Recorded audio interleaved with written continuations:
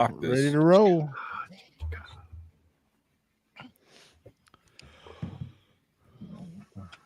Let's hopefully I don't mess this up every time. So we're not professional around here, so just understand. You might get some extra people to jump on. Steve just posted in the Discord. I just seen it. Iderola. Here we go. Yeah. Oh, I gotta join the Discord. I forgot about that. Oh yeah, he signed up for the second best podcast out there. Yeah. The second best, yeah. It's actually the third. Third best. Oh, okay. Oh yeah. All right, guys. Off the cut's still a thing. I compliment you, Jason, on the last name pronunciation. Who's that? Oh, he got it right. Did I? Nailed it. I was very nervous. I was like, I'm not good with these names. All right, guys, here we go. Let's get it.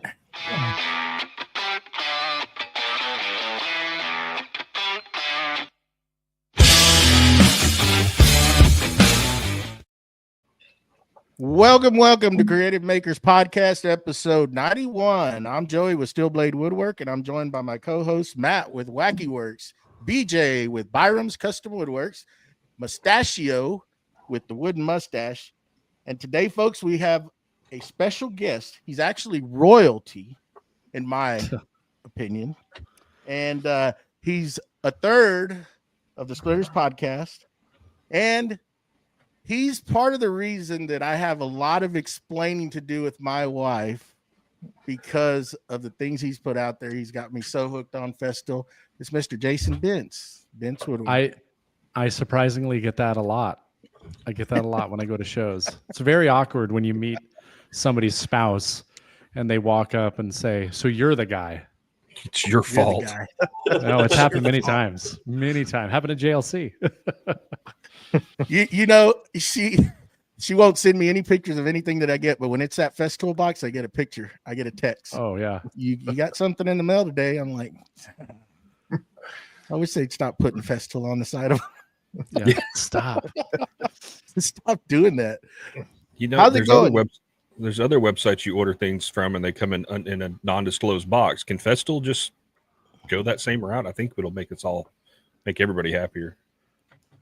Maybe they could. It's not a bad idea. Or, you know, Joey, what you can do moving forward, you can get the stuff shipped to me, then I can repackage it. You'll have to pay double shipping, but I could repackage it and put like Floor and Decor or whatever your wife's favorite store is, and they can be like, "Don't worry about it, honey. It's a surprise."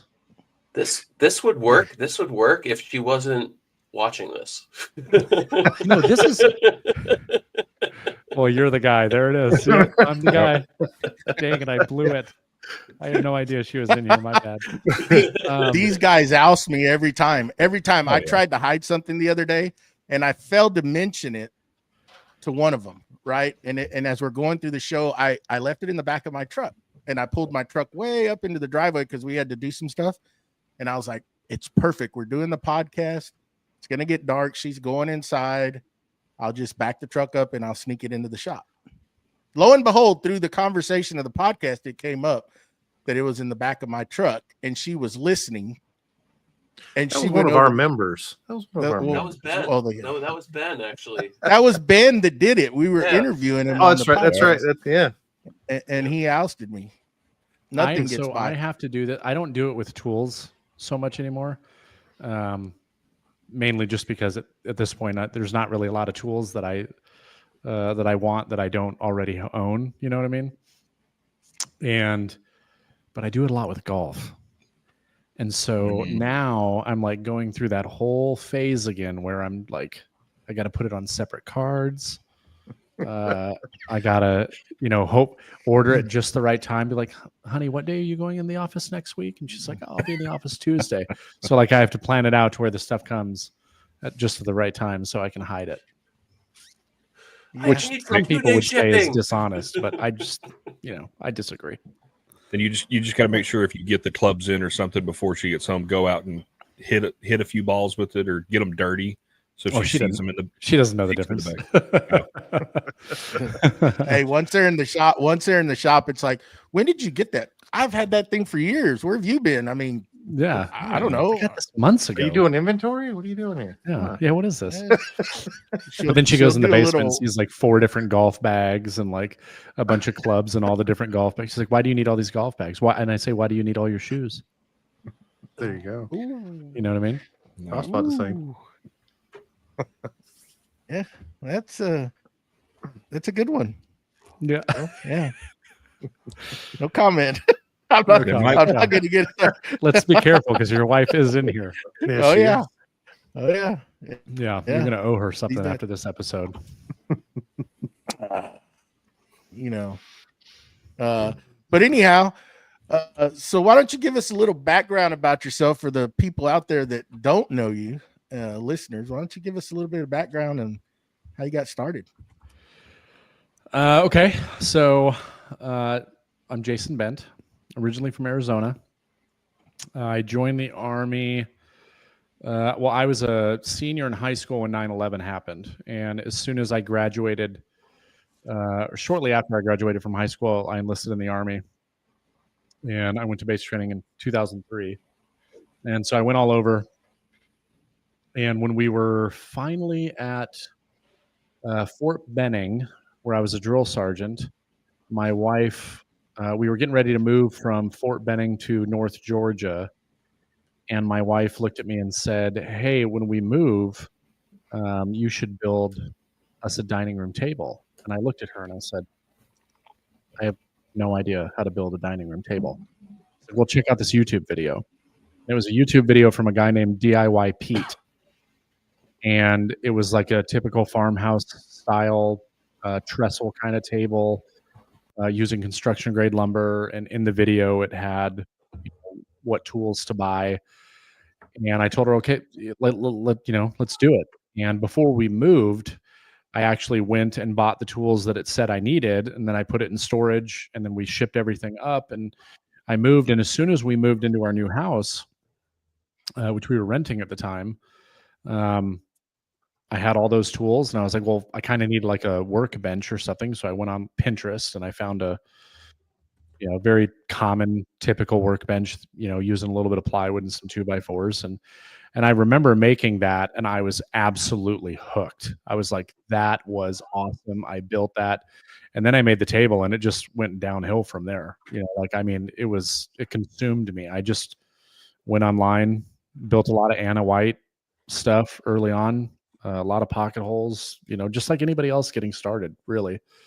And, then I started to learn more about tools and then I built something and somebody saw it and they wanted one. And that kind of led me down the path of, starting a business and building things for clients. And then one day, at the time I was an ROTC instructor and I had come from being a drill sergeant. So while I was a drill sergeant, I basically grew this super strong passion for teaching, which I hadn't done in the past. And then obviously I got to go be an ROTC instructor, which is still teaching, but a very different scope than being a drill sergeant.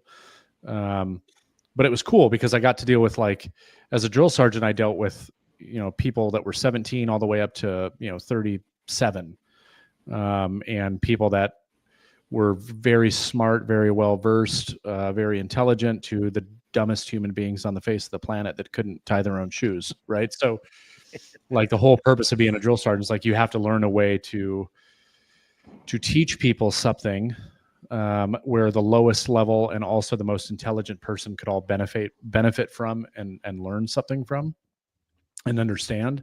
And then I went to ROTC, where now you're dealing with primarily and I dealt specifically with third year students, which is the most important year for them. It's a very different level. Like, everybody there is, fairly smart and intelligent, and they're all trying to become officers. And so for the most part, it's, fairly simple in terms of, like, the style in which you teach. Like, everybody kind of gets it. So you don't have to be as diverse, as a ROTC instructor. But I found that I just really loved teaching. And one day I said, you know what? I'm going to do a YouTube video, because I watched a lot of YouTube videos when I got started. Like that was a huge, like literally everything that I learned pretty much was from YouTube, was from online content creation. And back then, there wasn't as many options as there are now. It was Jay Bates and Mark Spagnolo and Woodworking for Mere Mortals and all that other stuff. So I took my phone out, not knowing a single thing about YouTube, and I propped it up vertically, right? Because I'm dumb and I don't know any better at the time. Prop it up on my my miter saw station, and I just start randomly talking for like 35 minutes about how I got into woodworking. It's a terrible video. It's still there. If anybody wants to go watch it, it's god awful. And I remember posting that. I I literally filmed it, took my phone, created a YouTube channel, posted it from my phone, and shared it with some friends. I got like 10 views, super excited, start getting a couple of subscribers. And I found it exhilarating. I was like, that was really cool. Like, I liked that. I want to do it again. Right. And so then I was like, what can I do? Grab this tool and talk about it. And then, early on, I was kind of just trying to figure out what my strengths were, which I'm sure we'll probably kind of get into a conversation about that. But I was trying to figure out what type of video, I wanted to do and I liked. And I finally had a video hit, and it was a video where I was showing how to make shaker style doors just using a table saw. And this video is still out there too, and it's still one of my top producing videos that I've released on the channel. And I started the video off by saying, this is my first video where I'm going to try to tell you how to do something, so it's probably going to suck, but we're going to do it anyway. That's how I started the video. Well, that video was the first video I had that actually started doing really well. And that was kind of my indicator, like, this is the kind of videos that I need to do. I need to be explaining things, right? I need to do instruction. And so I've veered away from that from time to time. My channel has had peaks and valleys. I've been doing this for a long time. And if you look across the community, I would probably say that my channel is, and when I say this, a lot of people think that it's crazy that I'm saying this, but I would consider my channel to be not one of the more successful channels out there, just because you see these people out that have like 30 videos and have 400, 500,000 subscribers or more. But they make a very different kind of video than I do. You know what I mean? They also use a very different kind of tooling that I do. And that's always going to be one of the struggles I have in my channel, is that, people just come there and they look and they go, I can't do what he's doing because I don't have those tools, which is ludicrous and stupid. But that's kind of how I came to where I'm at now. Like, that's how I learned, okay, I need to be doing instructional style videos. And that's why I continue to do what I do now. Now, I did do 20 years in the Army, and so now this is my full-time gig. I retired in 23, and now I just focus on the YouTube stuff and my business. And playing golf, right? And playing a lot of golf, yes. Which, yeah, so when I was going through my retirement, now that I had more time, I played golf. I grew up playing golf in Arizona. Like, I played golf off and on in the Army. I actually almost played golf for the Army a couple of times. Oh, wow.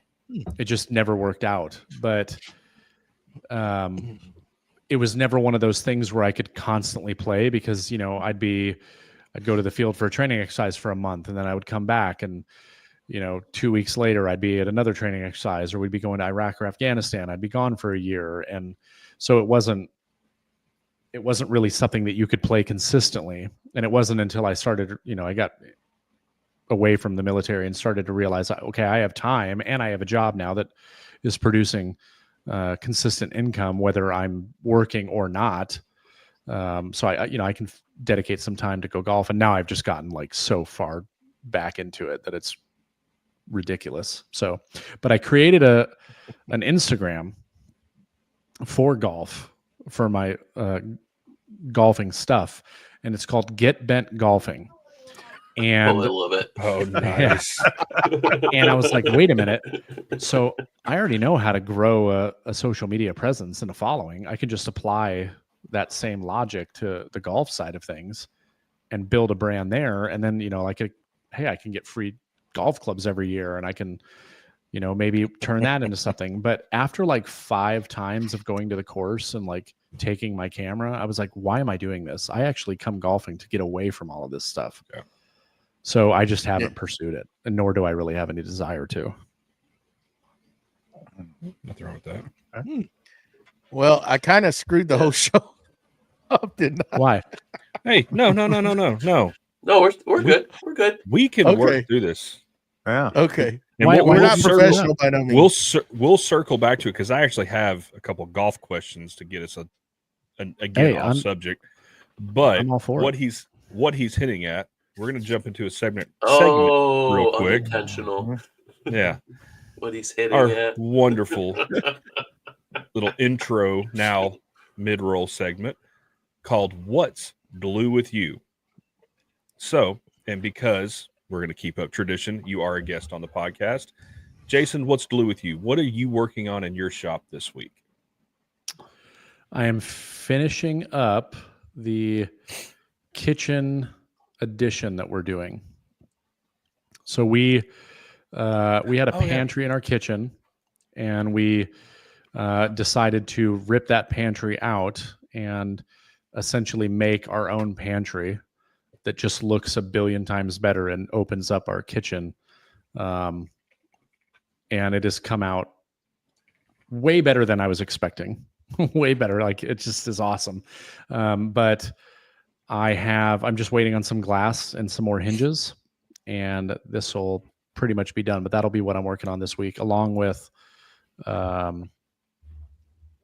potential. I could do some YouTube content.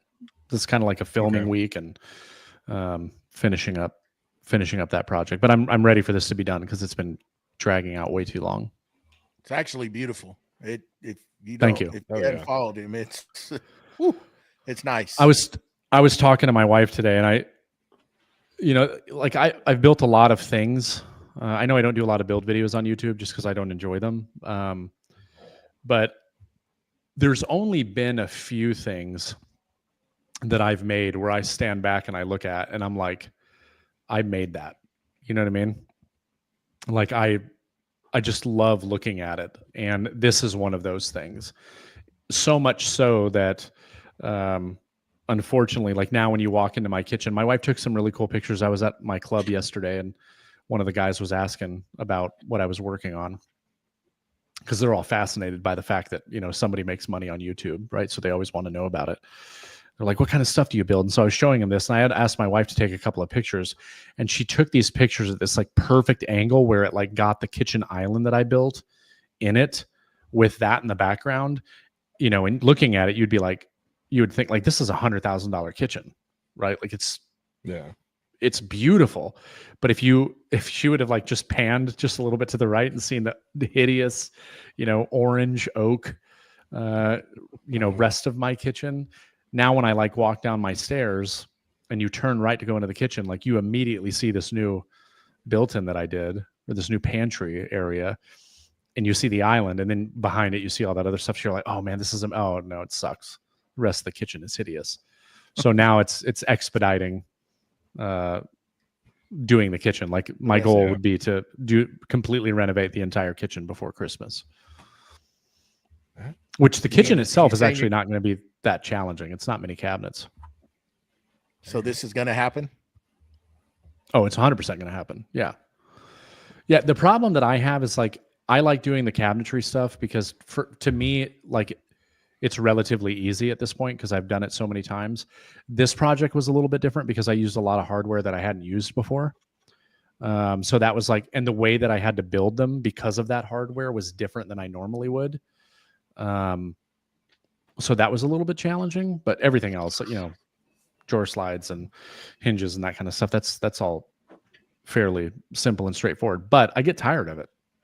The problem is that, like, that content usually does pretty well for me on my channel. Like, if I do anything cabinetry related, why? Well, it's because that's a topic that's searched by a lot of people.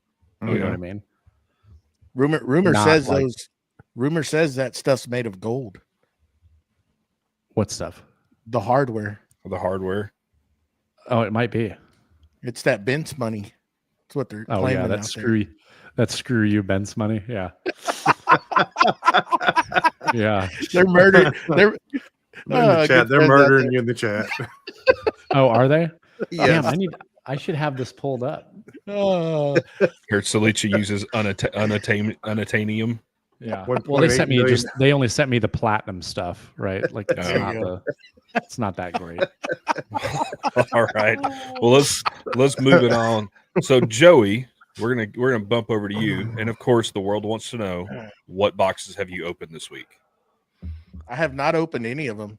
You know, he asked me earlier. He's like, do any of y'all have the Carvex? And I was like, yeah, I have it, but I've never used it. It's in the box still. There's an ongoing. It's an ongoing joke. Joey It's an never opens ongoing it. joke with me, Jason. If you don't know, they're always asking me what's in the box because there's a lot of things in the box in my shop. And BJ asked me, and I was like, yeah, I still haven't used it. I got it, but it's there. I haven't used it. But Jason, I totally get it. Jason, it's so bad. Sometimes it's not even in the box. It's still in the mailbox. This Oh my actually God. happened here recently. True. It was in the mailbox True. for like 2 weeks. I had my Lamello like 9 months before I ever used it. you see, I'm not the only one. Just busy. Mhm. We're just busy folks. Mhm. But yeah, Sure.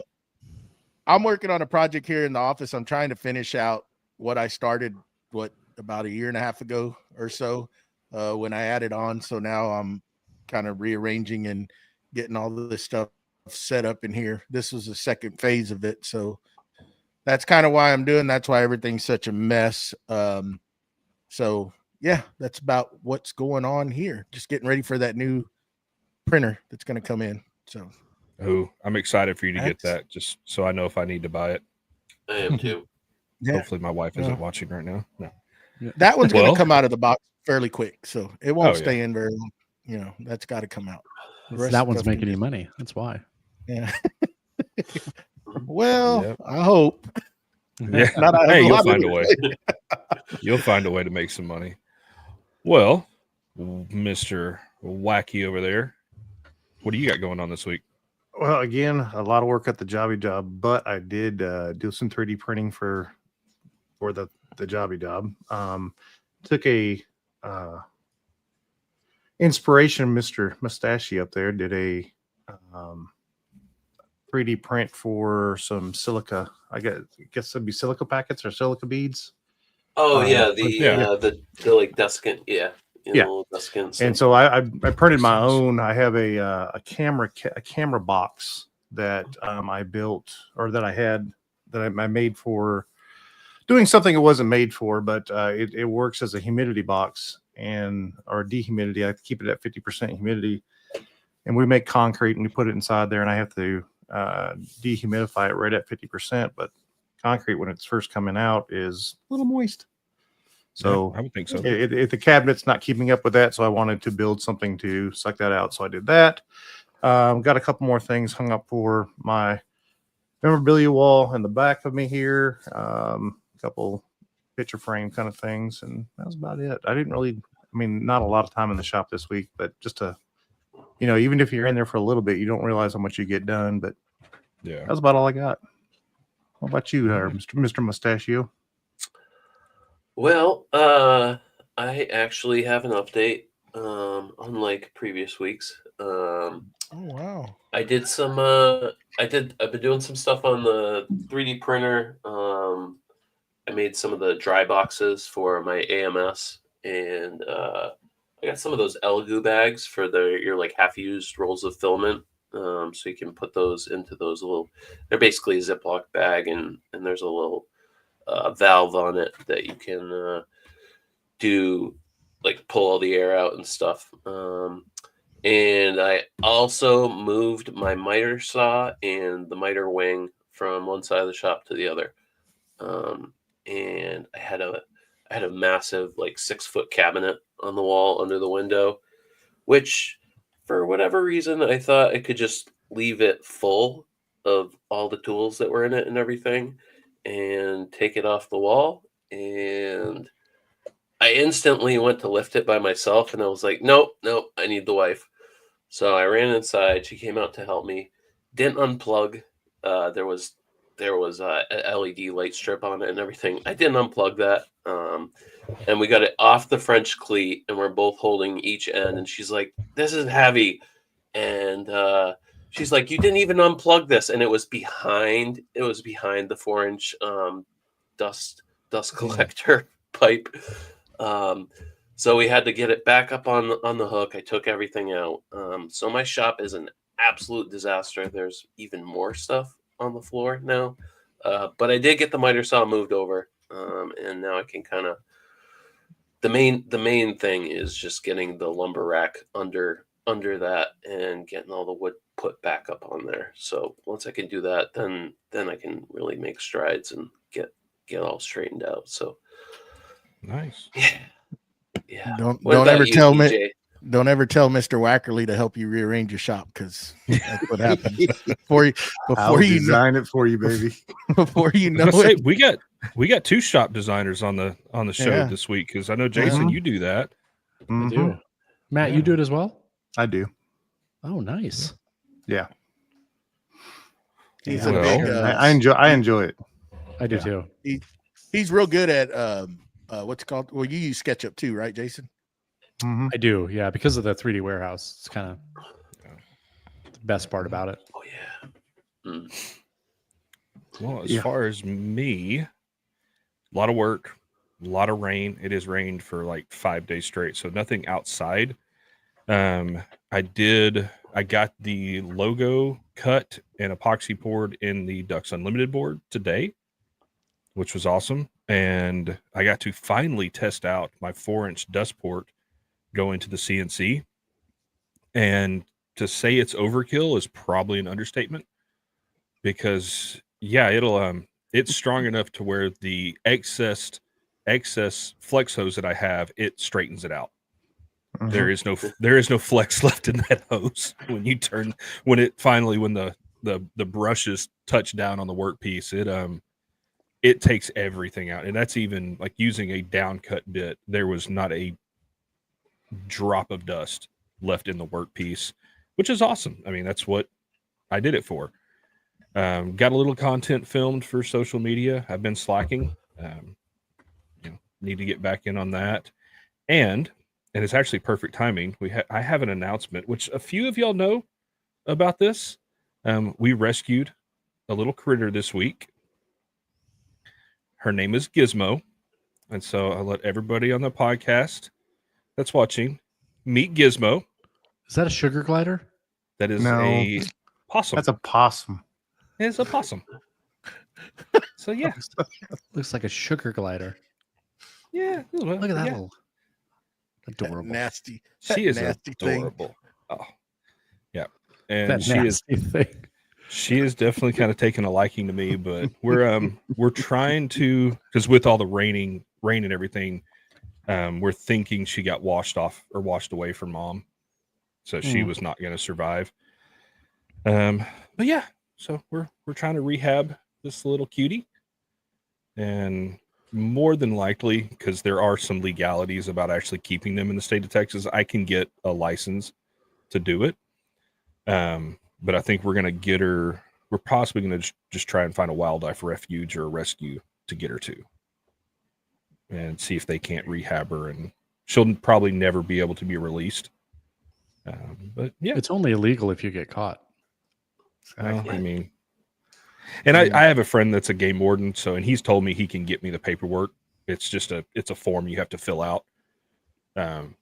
Just because possums and raccoons and animals like that, they fall under fur trade in the state of Texas.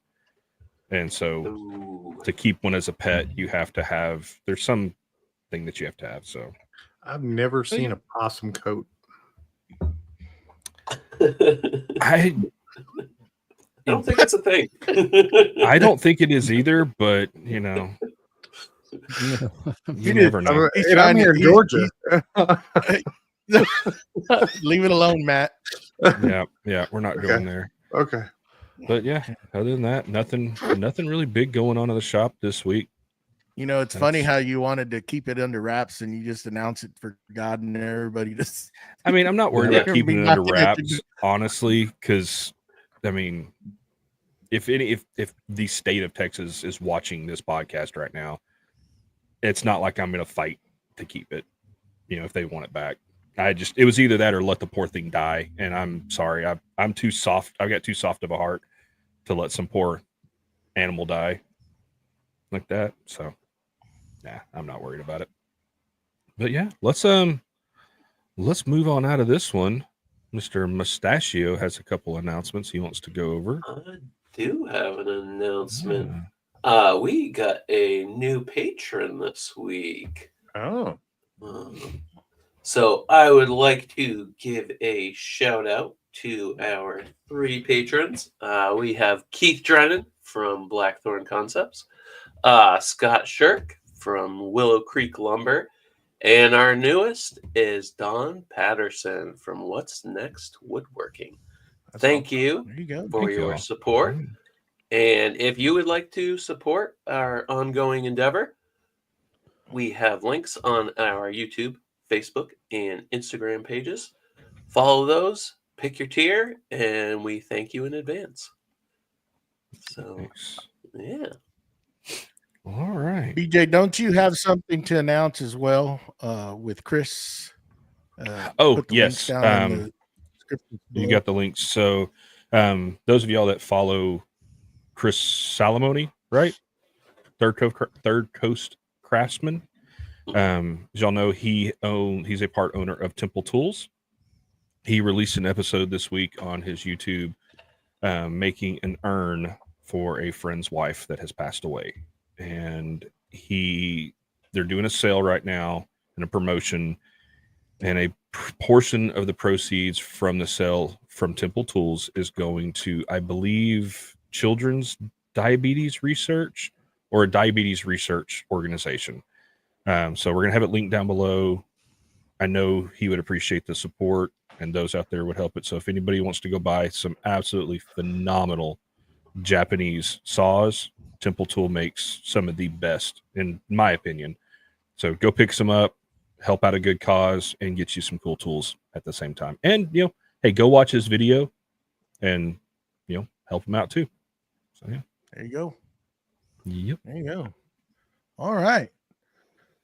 So why don't you start it, BJ? You had a question since I haven't used my tool. I know you're dying to know about that Carvex, ain't you? So, And yeah, I this is the picked up perfect guy to answer the question. I picked up the Carvex. I guess it's been about a year ago. I found it for sale on Facebook Marketplace. Some guy was just getting rid of it. What is and I've yet to find a reason to use it. What, any tips or any advice, or should I just throw it back in the box and sell it? Jason, what do you think of the Carvex? So the Carvex is the only tool from Festool that it's very back and forth on people's opinions on it. Okay. I wouldn't say the only tool. It's the Capex is the other one, right? Because it's so expensive, and they're like, is it really 3 times better than the next best one out there? But for some reason with the Carvex, if you go into any forums and anything like that, there will always be conversations about that particular tool.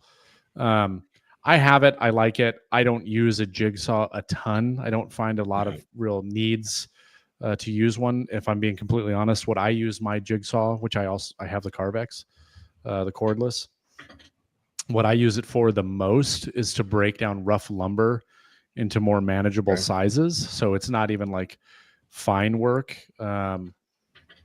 If you're using it for, cutting your filler strips down or stuff like that, it's great. People use it and have really good success. The thing that separates the Carvex over other jigsaws is the ability for it to cut perfectly 90 degrees. There is not, if it's set up properly, you don't get the deflection that you'll get with other jigsaws. Now, that's not saying other jigsaws are not, just as good. if you're not using a jigsaw a lot, is it maybe a little bit of overkill to buy a Festool one? Yeah, maybe. But I think at this point, if you're buying a Carbex or you're buying Festool drills or you're buying what's another, maybe some of the less expensive sander options, you're buying it because it's Festool and you know what you get. Yeah. You know what I mean? It's not like, Mm-hmm. is a Festool drill really that much better than, you know, the DeWalt and the Milwaukee and everything else? You know, it may be hard to argue that there's like an actual noticeable difference between those. You're buying it because you know what you're getting, right? So like, do I think you should get rid of it? No, obviously not. Like there'd be no point, especially if you got it secondhand. Yeah. But if you're not somebody that uses a jigsaw for like really fine detailed work and that 90-degree cut is going to be your finish cut or something, and you want it to be perfectly like, then it's an irrelevant argument really at that point. Like, could I do what I use my jigsaw for with any other jigsaw? Oh, for sure. Yeah, absolutely. But I didn't buy it because of that. I bought it because it's Festool and I know what I get with Festool. And I think that was kind of mine, because I had the rigid barrel jigsaw, and the only jigsaws I've ever used up until that rigid one were the handle ones, where your hand's kind of at a weird angle. Mm-hmm. But going to the barrel one, everybody said, "Oh, this is a better design. It's everything." Well, the rigid one, it won't hold a 90 to save its life. Mm-hmm. I mean, you could cut through 1/4 inch, plywood, and it's gonna want to deflect. It just, and I was doing a lot with the jigsaw at the time, cutting some intricate stuff out, and I was like, I'm gonna throw this thing across the shop. I'm absolutely like pissed off at this thing because it keeps screwing stuff up. So I got the Festool after I was done with the project, because I was like, all right, if I'm going to do this, I'm going to do this right. And then found it secondhand. And yeah, I took it out of the box to set it on my shelf with the rest of my Festool stuff. And I've never even put a blade in it. Right. And so it's like, because part of me is like, I kind of want this other sander from Festool. Got to unload this tool, go get something. But it's also one of those things like, I know I'm going to do it. And then a day later, I'm going to have a project that's going to need the jigsaw. So. I mean, think about it like this, right? You could make the argument, if, like, in what scenario would you be making a finish cut with a jigsaw? Never. I mean, cutting, I would think the biggest thing for that is like if you're doing like yard signs or stuff for like a school play. That's the only time I could ever think of using that for a finished, as a finish tool. Or like, and I used it because I was making, like, I was doing the surround for my miter saw, and it's just easier to do with the jigsaw, and then cutting some other stuff out. But yeah, I get what you're saying. Like, it's great for breaking down rough lumber because it's safer than a circular saw or anything else. I mean, I even like taking the example of, okay, so you're going to cut something and you're going to use a template to route it. Well, how are you going to cut that thing down to get it close so you're not taking off a bunch of material with a router bit? Well, you could use a jigsaw for that. But is that the finished product? No, because you're going to use a template and it's going to use a router bit. It's going to make a perfect cut. So like in a scenario where a jigsaw might be something that you do your finished cut with, that's probably going to be somebody that's like relatively new to woodworking and they have very minimal tools and they can't afford to buy this other stuff. So they get a jigsaw, right?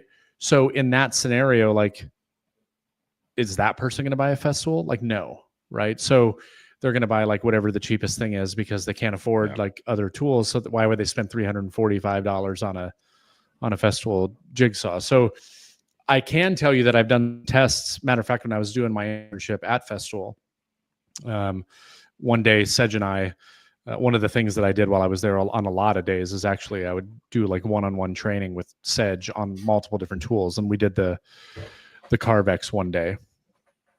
And, I've done really intricate, like super fast, like extreme curves and cutting things out. Like Sedge does this demo where he like cuts out a tiny little teardrop, right?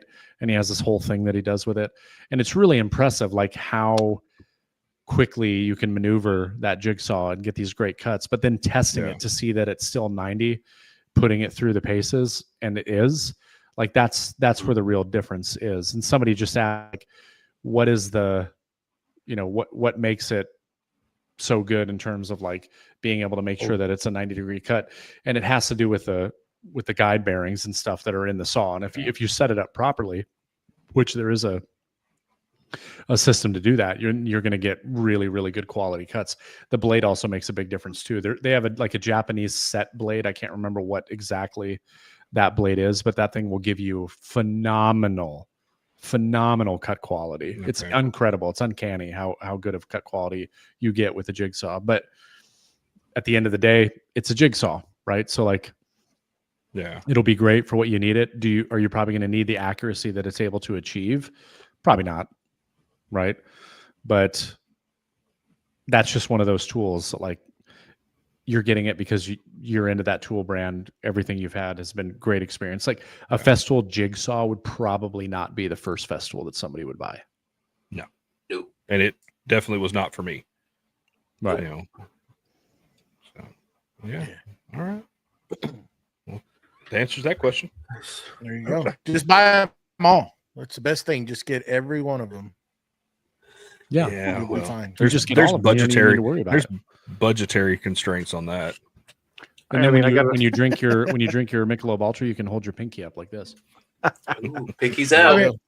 Because you're better than everybody. I have an opinion on what to buy with Festool, but it's only because I have limited experience, and I have a couple stories about it.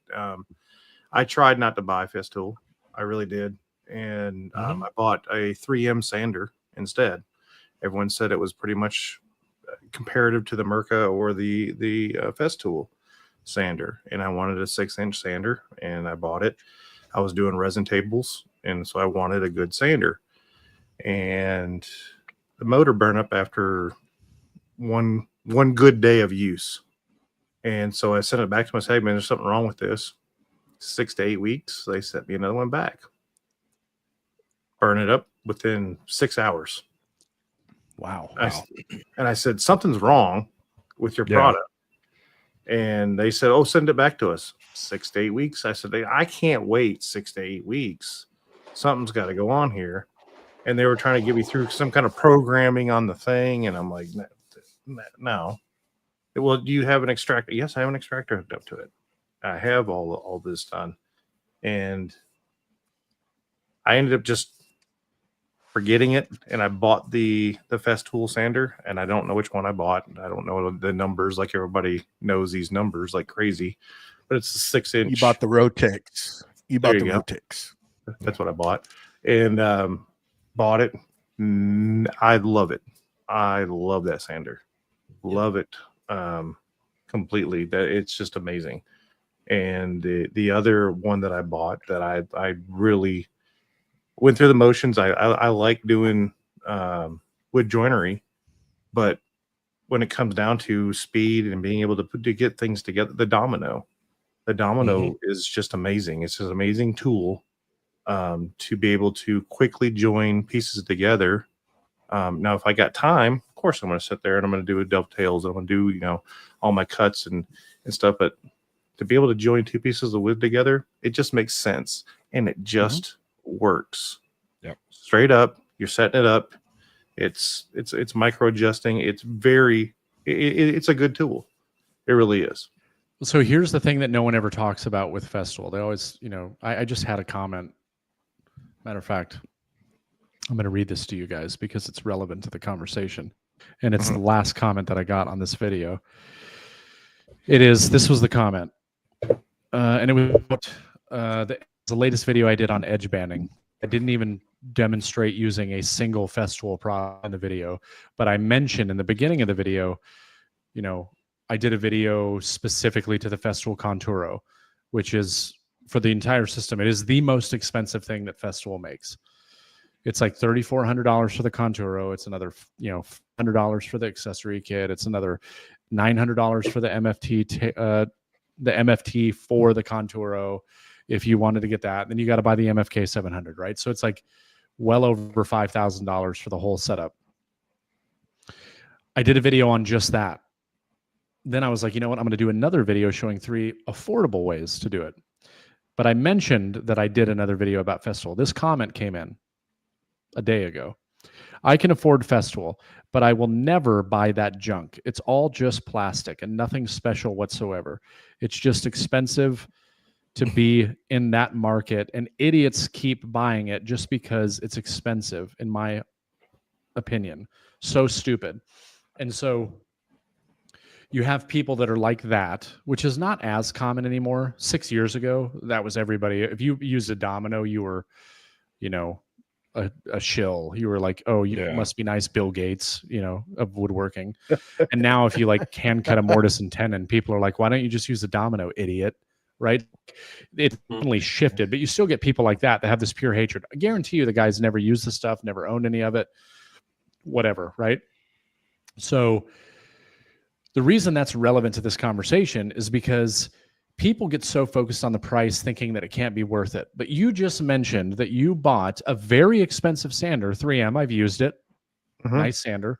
But the difference between all of the other sanders on the market that are comparable in terms of cost to Festool, they all have one thing in common. They are all paddle operated sanders. Why I would never use one of those, because my personal preference is I do not like paddle operated sanders. You have to have your hand on top of the sander at all times. A lot of flexibility. It's just, I don't think it's a great design. Are they good sanders? 100% yes. I've heard a lot of similar things with the 3M. I've heard a lot of similar things with the Merca, motors burning up and all that stuff. You sent 2 sanders back, and both times it was 6 to 8 weeks to get a new one. What no one ever talks about with Festool is the warranty. And so when you pay more money for tools, you get a different experience. SawStop is a great example of that, which, to be fair, SawStop is owned by TTS. TTS is also the company that owns Festool. It is also the company that owns Shaper Origin. It is also the company that owns Tanos, which makes all the sustainers, right? So TTS is the parent company to all of these great brands that we all love. When you buy a SawStop, it's the best experience you'll ever have assembling a tool, because the instruction manual is so clear. The customer support is great. With Festool, if you have a sander that the motor burns up, if you send that sander in, within 48 to 72 hours of them receiving it, it will either be repaired and sent back to you or replaced if need be, within 72 hours. Oh, I didn't know that. Within 24 hours in most cases. Right? Wow. So no one ever talks about that. Oh, and by the way, if you had that thing for 9 months and you dropped it off of a table and it cracked the housing and you sent it in, it would be repaired and it would be sent back to you within 72 hours. If you had it for 2 years and the motor burned up, it would be repaired, right? So like, but that's the thing, is like very rarely does that happen. And are there bad apples with every brand? Of course there are. Oh yeah. Of course there are. I have a Rotex 90. It's probably 14 or 15 years old. Granted, this is a little bit different of a situation due to the relationship that I have with Festool. I bought it used. This was years ago, right before I had the relationship that I have now. But I knew Sedge, and I know a couple of other guys there. And I took that up there because I live fairly close to Festool. And they repaired it. No questions asked. And I had it back within like 2 days, right? So when you pay extra money, it's not just because of the brand name. It's not just because there's this illusion of like, you know, it's expensive because it's German or it's whatever. Like, they have to charge money for some of these other benefits that you get, but no one ever talks about that. Yeah. You pay for a warranty. So you're saying because I'm German, I should be paying more for my shirt? No, I'm just kidding. Yeah, you should. Well, the funny thing is you pay more money for the tools, but the amount of times that you have to take something in for service are, you know, almost very, very rare. Here's a funny story. I had one guy. So Festool has a show called, or a website called festoolrecon.com. And so for your listeners that don't know, right, this is your opportunity to get Festool at basically like a 30%-ish discount, if I remember correctly. And so these recon, I bought multiple tools from Festool Recon myself. Festool Recon is like, it could be a tool that was purchased The person realized that this is not the tool for them, and they sent it back. No questions asked. They get the refund within a certain amount of time, whatever the case is. It was a demo tool. It was a tool that was used for, a week, and they were like, this isn't for me. They send it back. Well, what Festool will do is they'll take those tools back. They're not new, so they can't sell them for new prices. So they will take them, they will recondition them, and they will put them up on Festool Recon. Typically, they sell one tool at a time. When it's gone, it's gone. A lot of stuff will go very quickly, right? So you got to have like alerts set up to be notified when something goes up there. But every once in a while, a few times a year, they'll go on there and they'll add, 6 pages of stuff, and it's just kind of free for all. That stuff is also warranted for 12 months. I had this guy, and he was like, hey, there's a track saw on Festool Recon, and I'm thinking about buying it. I'm like, go ahead. I bought like 4 tools from Festool Recon. I've had great success. He buys it, gets it, plugs it in, doesn't start. He writes me like I work for Festool, right? Because I don't. It's all your fault. And he was you like, recommended this is ridiculous. This is why I was so nervous about buying it. It's not working. This is not a good look. Here's what ended up happening. They don't know what the issue was, or I don't know what the issue was exactly, but there was a problem with the motor, right? They sent him a brand new track saw to replace, because they didn't have another one available on Recon. They sent him a brand new one. So he ended up getting a brand new track saw for the price of a reconditioned one. Oh. And I will never forget this. And I wish I still knew who this person was, or if I had it saved. But he wrote me later and was like, I feel like such an a-hole now because I was complaining and all this stuff, and they took care of me. Like, they sent me a brand, and that's happened with multiple people. So there's a lot to be said for that as well. You know what I mean? Like, it's not just about the tool. You get what you pay for, and there's a lot of other things that just aren't highlighted with that brand. And jealousy is the thing that just, fuels everybody's hatred these days. If it's like you can't afford something and you're upset because other people are doing better than you, it's like, whatever. I mean, I deal with it constantly. Every video that I release, I get somebody making a comment about the stuff that's in the background. And even though it has nothing to do with the video, but it's just that it's that jealousy and that hatred for, here's something I can't afford, and I'm going to hate the person that has it. You know what I mean? It reminds me a lot of, and just growing up, Craftsman tools. I remember it used to be like that. It didn't matter if you had a receipt for it, didn't matter anything. You could walk in with a Craftsman tool, and if it was broken, they'd pull another one off the shelf and give it to you. Yep. Just like that fast. Yes. Yeah. And it was just amazing. And so that's what the warranty that you talk about, that's exactly what that reminds me of. Mm-hmm. I was just going to show that. Tell them to get bent. Yeah. So we did have a question from the same individual. The same Steve.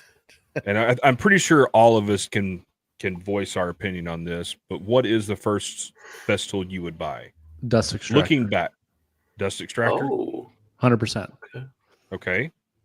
Yeah, so the reason why go ahead. I did a video about this, the first 3 Festool's that you should buy if you were a beginner getting into it, everything revolves around the dust extractor. Literally every single tool that Festool develops, the very, very first thing that they think about is how to make it the most effective with dust extraction. So having the dust extractor just makes the most sense. Like, I would never tell somebody to buy a Festool sander or the Domino without buying the dust extractor. I'd be like, you should buy a sander, but you need to buy the dust extractor to go with it. And then, you'll get the conversation of people that are like, oh, okay, well, what do I need to buy a Festool? It's like, maybe not, right? But why would you not want the brand that literally works with every single tool and it is all designed to be used together? And when you're comparing apples to apples in that dust extractor quality level, you're not going to get much cheaper. I know that Harbor Freight released this freaking Hercules dust extractor, whatever, that doesn't cost a lot of money. And, some people have been talking about like it's so great and all that stuff.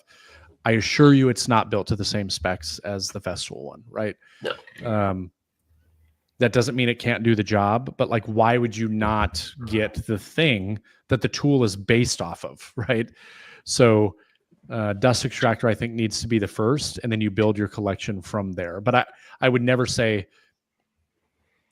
I would say save your money until you can buy the dust extractor with the tool that you want. Not just go out and buy the dust extractor, and then it's going to drive you, crazy, because you're not going to have any of the tools that dust extractor goes with. And then what are you going to be looking for? Yeah. Ways to convert or, put the adapter on whatever. The two complement each other very, very well, but every tool is based off of the dust extractor. That was one of the first thing after screwing around with the all the big box stores for years, the sanders. And finally I was doing a bench top for out in the shop that was epoxy, and I burnt up a DeWalt. And that's when I finally, and it just wouldn't work anymore. So that's when I finally went out and I bought the extractor with the ETS EC150 3-stroke. Mm-hmm. And boy, after that, I was just hooked. I mean, it was like, why did I wait so many years to do that? And then it just progressed from there. I mean, it just works. It's good. I mean, everything, the sanders, I mean, mind you, you don't have to go out and buy all of them. I mean, you've stated it before, but it's just nice to have all, even if you're on the fence, try the 125. That thing is, just the standard entry level. What is it? The EC or ETS 125. ETS 125. Mm-hmm. I mean, that little thing is great. I mean, and combined with the extractor, I mean, just when you get such a clean surface, and that's part of it, so you don't clog up your sandpaper, it's just pulling everything out of there. It's amazing. Mm-hmm. I mean, it's good. Like you said, 100%. If you're going to go buy one, buy the extractor with it. I mean, you're going to get the best experience, and I mean, it's great. Yeah, I did. For me, it was dust extractor, ETS. Personally, for me, I think the one sander that is the most beneficial for everybody is the ETS EC 155. And then the third tool that I put on the list was the Domino. And a lot of people were very curious as like why the track saw wouldn't have been on that list. And I think that if you're getting ready to finally pull the trigger on Festool, you have a lot of ways to cut material, table saw being one of them. Yeah. So I didn't find that the track saw needed to make that top 3 list. I would say that to me, that would probably be number 4. But the Domino, on the other hand, it can elevate your joinery, give you the ability to make better joinery stronger and faster, and give you the ability to use knockdown connectors. So it just has a much larger application base than, say, a track saw, right? I might even put the OF 1400 router in front of the track saw. That is nice. Thought about that. That is a sweet router. Love it. Love it. That's a nice router. It's a good one. They got a lot of good tools. I mean, they're pricey, but just like you're saying, everything that you get with that tool. And I mean, I haven't had anything that I've bought from them that has disappointed me. And I look back and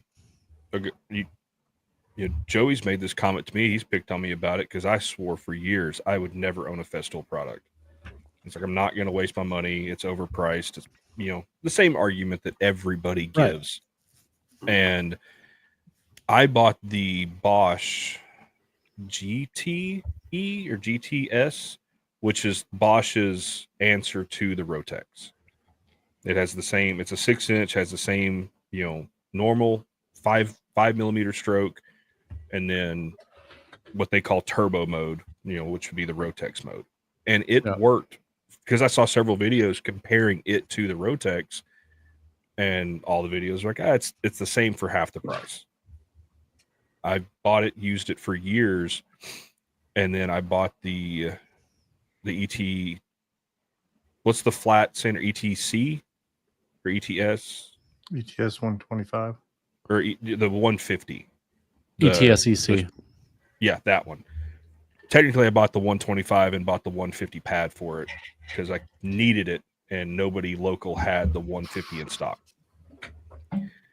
And when I got to using that and just seeing the difference in the dust collection, like you were saying, just the fact that there was minimal dust left on my work piece, and I was sanding a ton of epoxy. Looking back, I'm like, gosh, I should have spent an extra couple $100 and bought the Rotex with the dust extractor versus using, I think I had the Harbor Freight Cyclone thing, low pro Cyclone thing. And I mean, it's night and day. And I've got the extractor with the Cyclone. And that is, out of all my festival tools, that's the only tool that I will say is probably not worth the money, is the Cyclone attachment that goes with the dust extractor. Because I feel when you're using it for sanding, that light dust will bypass the Cyclone really easily. And so by the time the chamber or the bucket's full on the Cyclone, my dust bag is full. So it's really, yeah. Interesting. Ever since I got mine, I've never changed my bag. Really? Mm-hmm. Maybe I need to look at mine. I mean, that's what I told him. Used. That's what I told him. I was like, when he told me that, I'm like, it's the whole point of that, not to have to change that bag. So you're making me want to go out there tomorrow and open it up and see what it looks like. But I've had mine for a year, man, at least a year at this point. Well, probably well over a year. And I have not changed the bag since I got it. So, okay. So then I'll ask this. So when you're sanding with it, are you running the extractor at full power? Or I never run the extractor at full power when I sand. I wonder if that's what I'm doing wrong then. No, I mean, I don't have it at full power. I have it at like one notch below. Now, I do use 3M extract paper. The 775L, which is the one that has like the spiral pattern holes. I will say that the dust extraction with that paper is not as good as the Festool paper. And I think, so I don't run it all the way. Like if I'm using Festool Granat, I will run it all the way on the lowest setting and get wonderful dust collection, like where I can like rub my hand over the top of it and have almost nothing on my hand. When I use the 3M paper, it is not that way. And I usually have to let it stay about half the power. And the reason for it is because with those Airstream pads on the Festool, yes, there's a lot of holes, small holes on the 3M paper, but they don't line up perfectly. So the dust extraction is not nearly as good, but the cut quality of that paper is substantially better. Like the 3M paper, there is absolutely no doubt. There are plenty of videos out there that do it, all these crazy scientific tests and use robots and stuff to show how much removing. Like it is legitimately just better sandpaper. But the dust collection is definitely not the same. So I will adjust the suction that I use with the 3M paper for sure. I'm wondering if it to me, then I'm guessing it sounds more like maybe it's user error because I'm running the extractor at such a high volume. Maybe I just need to turn the power down. Yeah, I tell everybody, it's up so high, it's sucking it's sucking it through the Cyclone. If you're using a Festool sander with Festool paper on a Festool dust extractor, my recommendation, you turn it down all the way. Okay. I'll give that a shot. Because if it's too high, what happens, there's two things that happen if you have it too high. And this is just with sanding in general. And one of the benefits to having a variable speed dust extractor instead of a shop vac, right, is when you have the suction turned way up, it does two things. One, it's sucking that pad down, right? So it's creating more heat on the paper. It's wearing down the abrasive on the paper faster. And it's putting more pressure on the material than needs to be, because now add your hand pressure as well, which a lot of people naturally are going to feel like they need to push their hand down on it. When you dial that back, it allows that sander to float freely. It's not gumming up the paper. It's not burning up the abrasive as fast.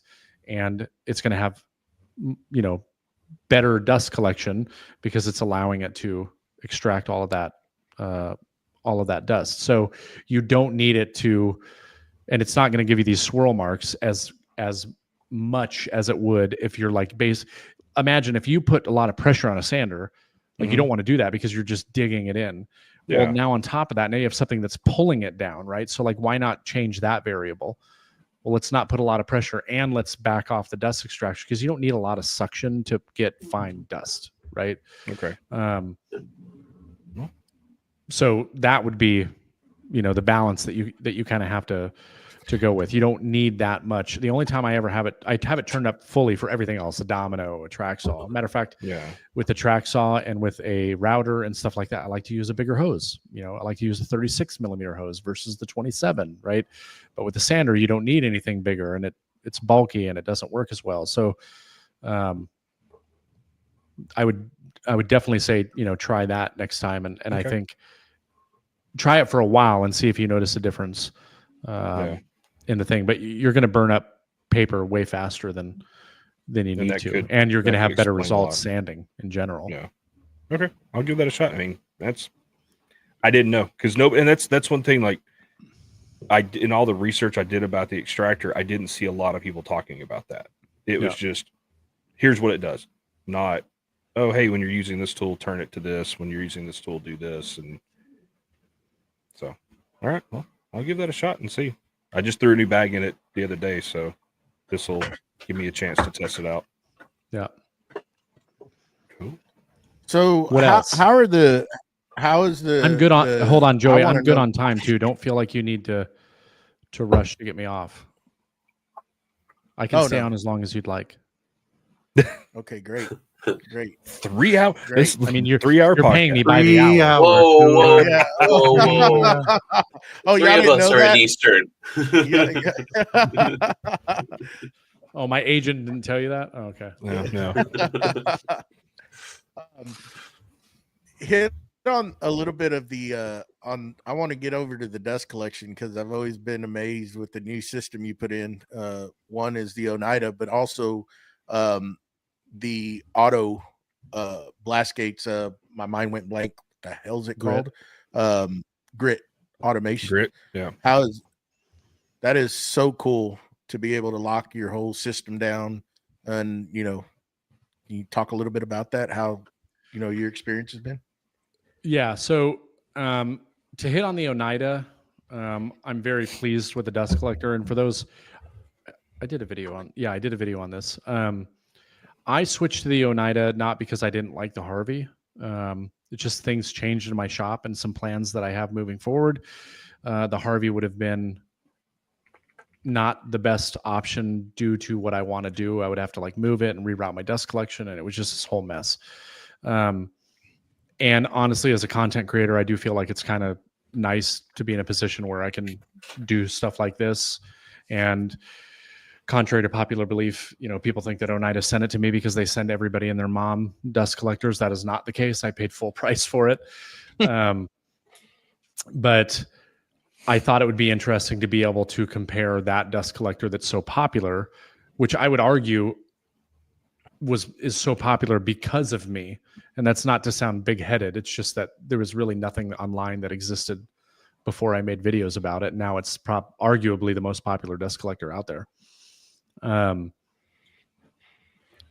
thought it would be a good idea to test what would be the more common thing that people would buy, which is a cyclone style dust collector. And for me, it was more important with the NordFab.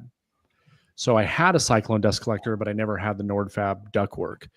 I had the NordFab ductwork the entire time I had the Harvey, which is probably why I was able to get the quality or the performance that I was able to get out of it.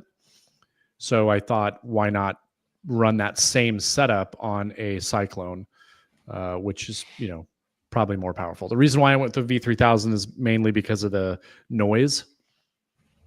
It is the quietest dust collector they make, and it is pretty much identical to the Harvey, maybe a little bit louder, but not noticeable. Literally every tool that I run is still louder than the dust collector, to the point where when I'm running it, I have to actually look at the flex hose to make sure that it is on, because sometimes I don't know if it's actually running because I can't hear it, right? So that's a big benefit. As far as the grit automation goes, grit automation will spoil you with dust collection because you will never, ever, ever think about dust collection again. And it is an absolute dream to use. There have been some learning curves and some issues, technical issues that have come from it. A lot of that has to do with them constantly improving their software to make sure that it all runs properly. Grit has been amazing anytime I've had a problem. And when I say problems, it's like all of a sudden my dust collector wasn't kicking on instantaneously when I turned on a tool, but the day before it was a software issue, right? I ran a software update. It solved the problem. Again, because they're constantly improving it, the more tools they get on there, they have to continuously do that. And it's going to get to a point where it's just, non-existent. Like it's just going to auto do that all the time. I had some issues initially with my air filtration sensor.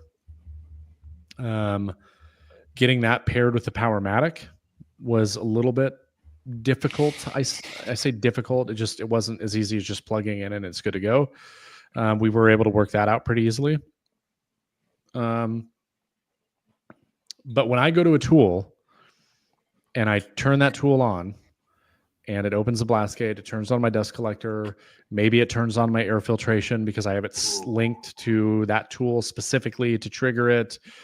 And then I turn that tool off and then I go over to my joiner planer and I hit that, I turn that tool on and dust collector turns on and the blast gate closes and the new one opens. It's amazing. You will never, ever think about it again. Like it just works. The days of like having to go walk around your table saw to open up your blast gate and, or I just need to make one cut. So I don't want to walk over there to do this. And then you get dust everywhere. Like that does not exist with that system. And then obviously you have the added benefit of if you have kids and you're in a home workshop. And this was the thing that really drew me. And I didn't know this because they emailed me. They approached me at some point. I thought it was a spam email. I almost deleted it. Because I get stupid emails like that all the time, right? Like, oh, hello, you, right? But it said, hi, Jason. And so when it says my name, I'll typically open up the email. And it was like in my inbox for like 4 days. I can't remember what I was doing at the time, but I finally sat down, opened it up. I'm like, oh, this is interesting. And I went to the website. I was like, wow, this is really cool. I've always wanted automated blast gates. That's all I thought. Then we got on the phone and they shared a little bit of the backstory to how the company was created. And it was created because the guy who invented it had like an 8-year-old or a 9-year-old son at the time. And they were in the shop and he turned on a jointer while they were working. It scared the crap out of him. He's like, there needs to be a solution for this. And he created Grit Automation. Wow. He was like, you can lock out your system to where a child or anybody, when you're not in there, they can go in there and push the button all they want. It's not going to turn the tool on. So the lockout kills all the sensors. So you can push the button as many times as you want to never turn it on because it's not providing power. The sensor is in the way of that tool. So it doesn't provide power to it. And so to me, I was like, wow, that's really good. Because at the time, I think Leo was 4. Maybe he had just turned 5. And then I had a 1-year-old, right? So like, to me, this was great because I travel a lot, right? I go to all these trade shows. I go to all these different events. And, oh, by the way, it's also controlled by an app. So if I go to Texas for the Woodworking Festival and I'm like, crap, I don't think I locked out my tools, I can open up my app and lock them out from Texas. And then on top of that, they have the sensor for the air filtration, which is another benefit because what do most woodworkers have in their shop? An air filtration system, a jet, a Powermatic, Wen tools, whatever the case is. And one of two things happens. You turn it on, you forget it's on, it runs for 7 days, or you don't turn it on because you don't know where the remote is. And so you just don't run it. Well, or it turns itself on, which I've had a problem with. But not when you want it to. So right. With Grit Automation, I literally don't ever worry about air filtration. I'll be spraying finish in my shop and my fan will kick on. I'll be cutting something on my table saw or I'll be routing something at my assembly table, kicks a bunch of fine dust up in the air. It senses that the particulate got above whatever I set it to and it turns it on. And cool. Days will go by and I'll look up and I'll be like, I need to clean my filter because that thing has been running. I'll go out in my shop. I open up my garage doors, air blows through and it kicks dust up from the surfaces. And guess what? My thing turns on, right? So like I now have an air filtration system that I don't need to worry about, and it actually works. And what I tell people is like, if you just want to get into the grit automation system, buy that. Buy a hub and buy the trigger for your air filtration system, and just have now an air filtration system that runs automatically without you thinking about it. Yeah. And then you can add on to the system from there, right? So you don't need to make this huge purchase right off the bat. Like, just get that and actually use the tool that is going to keep your air cleaner and keep a lot of fine dust, from falling all over your work surfaces and all these other things. So, and that's not a big investment to get into that. You're talking, I say it's not a big investment. I know that this is big to some people, but $400 or $500, and you can get the sensor and the hub. And then from there, if you wanted to add a couple of blast gates later on, add a couple of blast gates. If you wanted to add a trigger for your dust collector, add a trigger for your dust collector. If you want to add your table saw, add your table saw, right? Like, build it as you go. But the core of the system is the hub. If you have the hub, you can get everything else, later on. But that would be where I would start, right? If you have an air filtration system and you want your air to be cleaner automatically, then do that. Yep. It's incredible. I've been looking at it more and more, just because, my grandkids, they come in, and usually when, I'll have the shop door open and they're curious, right? I'm pretty sure Leo was curious, and they go in there, and that's what scares me, is them turning something on. I try to lower blades on table saws, or, they're just curious. They go up to stuff, and to be able to lock it out, I think is just there's no worries. Well, on-off buttons are usually what? Red and green, right? Yeah. Yep. They're fun to press. And they're fun to press. And guess what they also are? They're at eye level of children. So Yes. Leo, he's old enough now to know not to do that stuff, right? Because he understands that the tools are dangerous, because I've told him that. But my 2-year-old, literally every single time we walk through the garage, he walks right by my jointer planer combo, and right in front of his face is a red button and a green button. And what does he go to do every single time? He goes straight towards those buttons, because they're there for him to push. And he knows that they are buttons. And he has done it. Luckily, that the system was locked out. One thing I will say is that, there is learning experience with that. If a kid goes up and touches it and it kicks on my dust collector and turns on that tool, it's probably going to scare the crap out of him. So that might be all the learning that he needs, but it also might excite him. And then he's going to go, I want to do that again. Right. So then he's going to be going out there all the time. So having that peace of mind is amazing. And, you can hang the hub on a wall to a location where kids can't reach it. Like, my kids cannot reach it. It's on the wall. Like, they would have to get a ladder and walk up there and then know what button to push to unlock them, and then walk down the ladder and then go push the button. Like, when is that ever going to happen? Yeah. So having the ability to do that, because the next best thing is what? Locking your garage, but they're going to know how to open doors. Or flipping off all your breakers. You know what I mean? Every time. Yeah. Every single time you go out of town, and then you don't have any power in your shop. And yeah.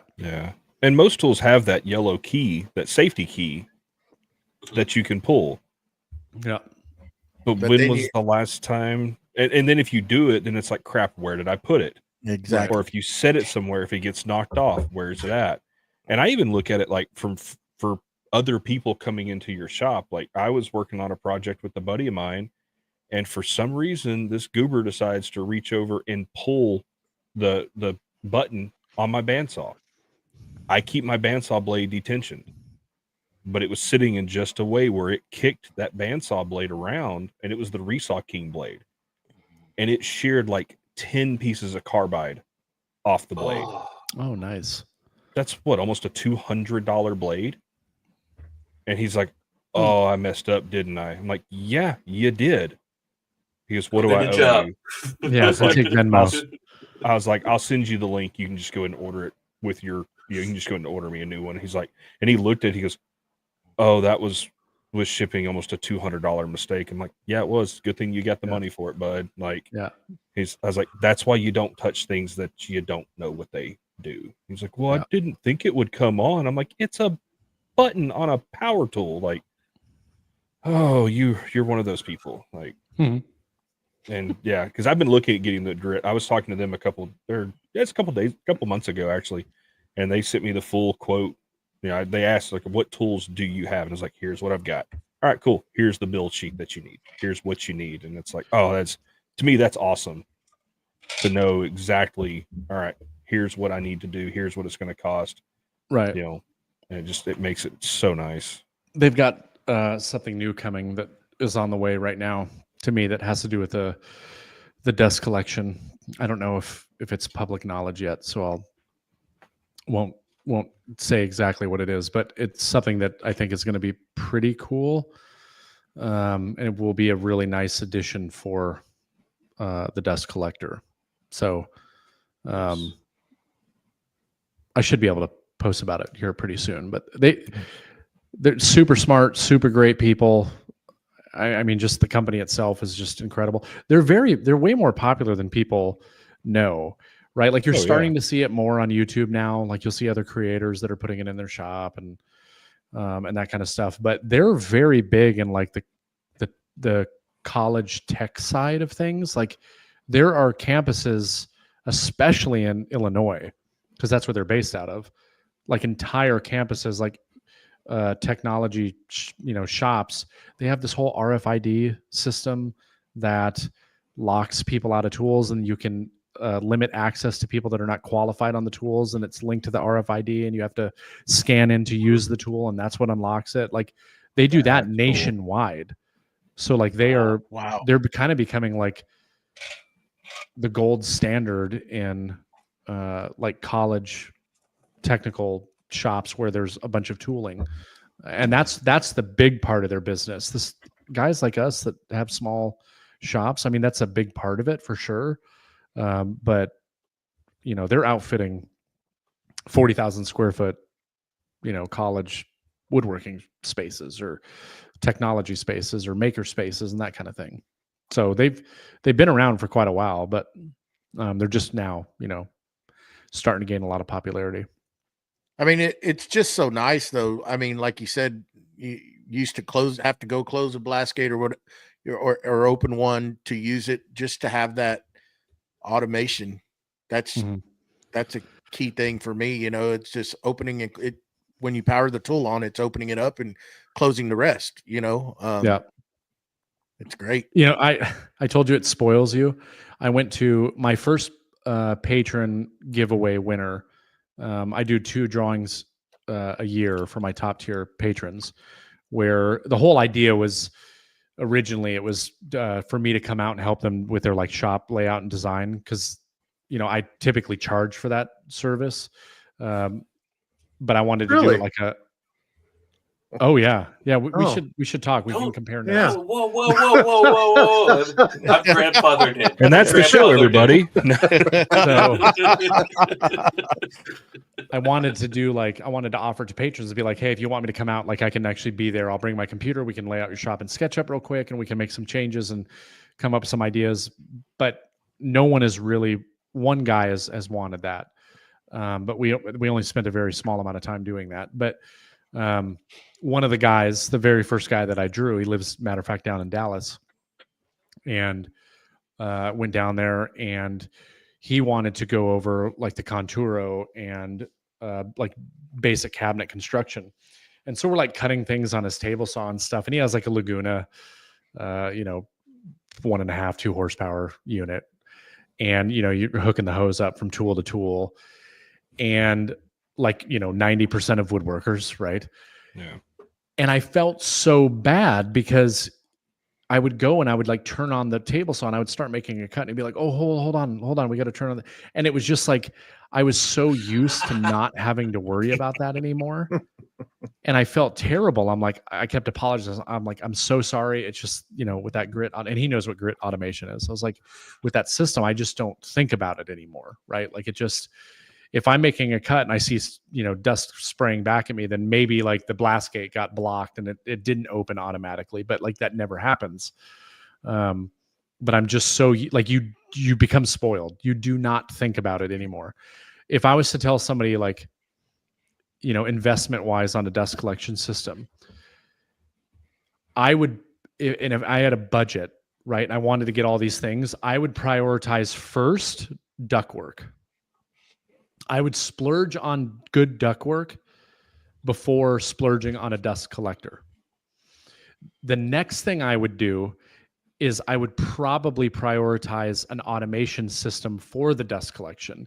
And then the third priority would be the dust collector. So if I had to skimp on something, I would skimp on the actual dust collector, maybe get a less expensive but similar in capacity. And the reason for that, a lot of people would argue with me on this, but the reason for that is you're going to get more out of the dust collector that you have by having good ductwork than having a really, really strong dust collector and then putting crappy ductwork on it, right? Because now you're not getting the capacity of the machine. All the things that these brands, market, like you can get this much capacity, it's based off of perfect conditions, right? Which most people are not going to get perfect conditions because they're going to go to Lowe's and Home Depot and they're going to buy all the hodgepodge stuff, which is fine. You can still get really solid stuff, but for everything that you skimp on, you're reducing the effectiveness of the machine that you're buying.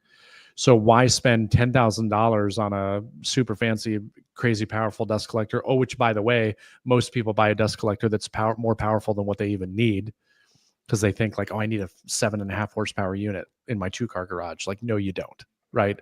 Yeah. Like you're running one tool at a time. You don't need that. Right. So, but if you have really good ductwork and an efficient run, you're going to get better performance out of the machine. Maybe it's a less expensive machine, but you're actually going to get what its advertised performance. And then, oh, by the way, if you have a automation system, which if you have good ductwork and you have an automation system, you can actually set up your automation system to make your system more effective because you can have your blast gates way further away from the machines, right? Because a lot of people don't think about that. If you don't need to worry about blast gates anymore, where can you put your blast gates? You can put them way up in the ceiling, way further back on it, so you're not running air through this entire system that doesn't need to have air through it, right? So that's something I've still not done yet. Like my blast gate for my joiner planer combo is like kind of by my joiner planer combo. It doesn't need to be. I could put it all the way back so it blocks any air that's going there when it is closed. And that will then in turn make your system more effective, right? Because you're not sending air or pulling air from places that doesn't need to be. So because you have an automated system, you can put blast gates out of the way to where they're not even a thought. They're in the ceiling, closer to the machine, which is going to get you better performance. So that's why I would put it like that. Ductwork, don't skimp on that. Get a good automation system. And then with what you have left, then I would say get the best dust collector you can get for the money, but maximize its performance. So wow, I never thought of it that way. Yeah, and it's and I've noticed that too because talking with Matt, like I've made just the minor improvements to my system. Cutting down on the flex hose, changing the way things are run a little bit. Going, like I said earlier in the in the episode, we were talking about I went from a 2.5 inch to full 4 inch on my CNC. Little things like that do make a huge difference. And I'm running a Harbor Freight, 2 horsepower dust collector. I bought the new impeller, so I went to a 12-inch impeller versus the 10-inch. Little things like that.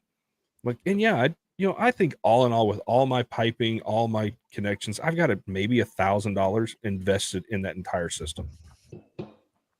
And believe me, I'd love to be able to have, a 5 horsepower dust collector. Is it a need? No. My longest run's 30 feet away and it sucks dust out of my table saw with no problem. So I really get what you're saying on that, but it's that those little bitty fixes, doing a little bit better, and I think honestly for mine, the biggest thing is if I could replace all of my, because I've got the sewer pipe ducting. Mm-hmm. If I could go to like the Norfab or something like that, that would be a whole new system at that point. And it would be, it'd be interesting to see what your thoughts were if you did. And Nordfab's not the only brand out there. You have US Duct, you have other brands that are essentially the exact same thing, just at a much lower price point. When I say exact same thing, maybe the gauge of steel is maybe slightly smaller. Yeah. But a lot of it is interchangeable. A lot of it is, there are ways that you can modify it. But I saw a significant difference going from PVC and in terms of volume as well, believe it or not. I do feel like the clamp together metal ductwork makes it seem a little bit quieter. Maybe that's just me. I don't know. Okay. The other benefit to the clamp together ductwork is if you ever need to make a change, it is so incredibly easy. And I've had to make changes, and to be able to just unclamp it and take it apart and then put it back together, it is so nice. And there's been so many instances where I was so happy I had it. And then if you ever move your shop, it's crazy how simple it is. You just take it apart, clamp it back together in sections, put it back up, hang it as you go. It's super easy. I've helped multiple people install it, and it's just such a nice feature to have. But it's a creature comfort, right? Like, yeah, I understand. Like, that is expensive stuff. Nordfab is the top price stuff. It is scary on the price. I have a guy that I work with who is a Nordfab. It's part of my shop layout stuff for people. Like, once we do a layout, and if they want ductwork, like, I can get them in contact with this guy, and he'll do a ductwork layout for them and give them an estimate. On average, 2 to 3 car garage shops, with the amount of tools that people have, I tell them, I'm like, you need to be prepared to be anywhere between 3,000 to 6,000, depending on how many tools they have. It's not cheap.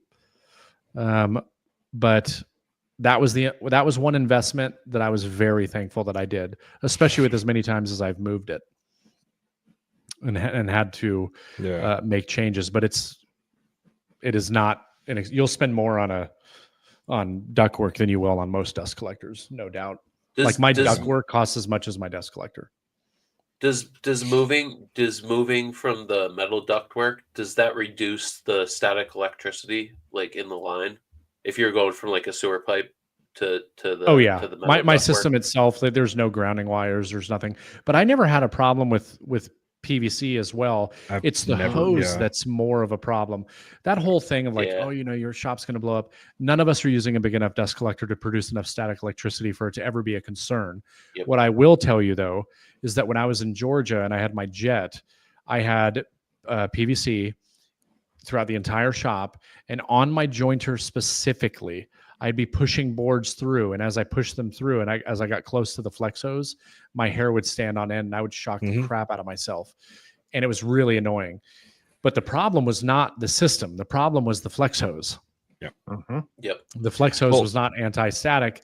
And I actually did ground that portion, and it solved the problem. But with the Nordfab, no, nothing. I've never had a single issue. There was one of the number one things that kills your dust collector is the flex hose. I'm going to tell you right now, that spinning motion, and you can talk to any mechanical engineer, they'll tell you the same thing. That spinning motion, everyone thinks, it makes it move fast. No, it doesn't. The turbulence of that air slows down your dust collection completely. Yeah. Any interruption, right? Yeah. And that's why metal clamp together ductwork is so much more efficient than PVC, because when you have PVC, what do you have? You have a connection to connect two pieces together. Those are not perfectly smooth and line up perfectly. So that's one more thing, like a flex hose, where that air is hitting it and it's changing the effectiveness of that air. The clamp together stuff is literally smooth walled butt to butt, and then it's clamped together. So there is nothing that's causing any drag.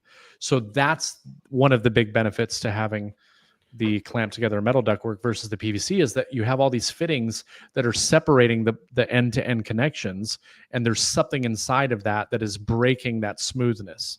Yeah. So it's the same thing with that as with the flex hose, like he's talking about. That spiral, like that air is traveling through that all the way. So like the longer you can run your pipe to the tool, I mean, in a perfect world, you would just not have any flex hose at all, but that's not realistic for most people. Like, correct. I couldn't do that with my joiner planer combo. Like, I have to have a fairly substantial length of flex hose because of the way that operates. But my table saw, I could run hard pipe literally directly into the back of the machine if I got the correct fittings for it. And that I would love to run a hard pipe. I mean, I got a 60-foot run is my longest run that goes around my shop, basically, because I didn't want to go cut across. I didn't want to be in the way of the lights. I didn't want to be in the way of anything. It goes all the way around my shop, and then I got 11 drops that drop to everything. But I don't use, and maybe I'm confused. Maybe I don't know the names of different types of pipes. I use a sewer drainage pipe that has a belled end. So I have what I use. I don't use connectors. I have a belled end that slides right into it. Yeah, but you still. So I use that, and when I was changing the piping out for my drum sander, that where that belled ends at, there is still a 16th of an inch gap, and it was packed completely full with sawdust. So you still get a little bit of a ridge. Well, I mean, so that would be a great example. Like that's even a better upgrade than because most people are going to do what? They're going to go to Lowe's and Home Depot, and that's where I get that's where I get it. That's where I get it. Oh, is it really? But you have to buy the belled end pipe, right? And that way and then you got to go your big end pipe towards away from the dust collector. That way you're constantly fitting into and not pulling out of. Yeah. Now, is that a more expensive option than the standard pipe? Before 2020, no. No, now it was $10 a stick. Yeah, it was $10 a stick. It was $1 a foot back in the day. Now it's $30 for 10 foot. 30 to I think my local Lowe's has it for $30 or $35 a stick. No, but the fittings are the expensive part. Oh, and that's the same way with metal. With metal ductwork. Don't get me wrong. Like the runs of pipe are expensive, and I think they come in like 5-foot sections. But the fittings and the blast, because here's how it works with the metal clamp together stuff. You've got your pipe, and then let's say you need it to be cut at a certain length, and you can't use the full 5 feet. Well, now you have to have the adapter to make it whatever size that you want. Then you have to have the piece that clamps to that then clamps to the blast gate, that then has the flex hose adapter clamped to the blast gate to then put your flex hose. So that's where it really gets expensive, is that you have to have all of these different things to make it work, which is not any different than other stuff. And anybody that's ever worked with PVC for dust collection, it is the most frustrating thing ever to find the proper fittings for what you need. And God forbid you ever, get most of your stuff from Lowe's and then you end up adding Wackerle stuff, and then you need like the plastic sleeves to get it to fit to this. And is the inner diameter on this pipe, is it sewer or is it schedule 40 PVC or schedule 20? Like, it's just so frustrating. Now, and so I'll say this. So that is the nice thing about that sewer pipe, is all the blast gates and everything like that, and all like your Y fittings, that you buy, they're the same. They slide in and they fit perfectly into that sewer pipe. So you're not getting multiple adapters, but it's like, okay, I need to go to this tool, I need to do this. So it cuts down on that because the blast gates and everything fit well into that pipe. The only thing is that then you're creating a ridge inside that, which is going to cause turbulence, which is causing disruption to where Jason, on that Norfab, it's curled on the end. So you got two pieces that are buttoned together with the clamp. So now that's a smooth transition on your joint, so where I could see you're not messing up the airflow. It's a straight shot going versus, you can kick this around so much. Oh, yeah. Well, I mean, we what would be a really interesting video now that we're talking about it? Making the exact same run from a dust collector, utilizing PVC, right? And the exact same run utilizing, like, nothing is different. It's just the vessel that the air is traveling through is the change. I would love to do that. Testing the CFM and seeing what the difference would be between the two. Well, CFM, and then the other one would be negative pressure. Yeah. Because if you do negative pressure, that makes a huge difference.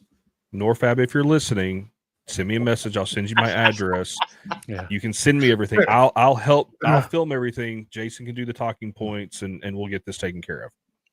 Yeah, Well, hell, I got a brand new gonna, dust collector that I've never used. So if you send it to me, I'll actually Yes, just you've used actually it. use Yeah. it. NordFab's tough, man. Good luck. I mean, they may be a little bit different now, but Yeah. I mean, that was Yeah. back in my day when I was like, I know that I'm we doing sat this down new and did a shop. video. Me and Joey sat down and did a videos. We did 2 or 3. Ripped some anemometers.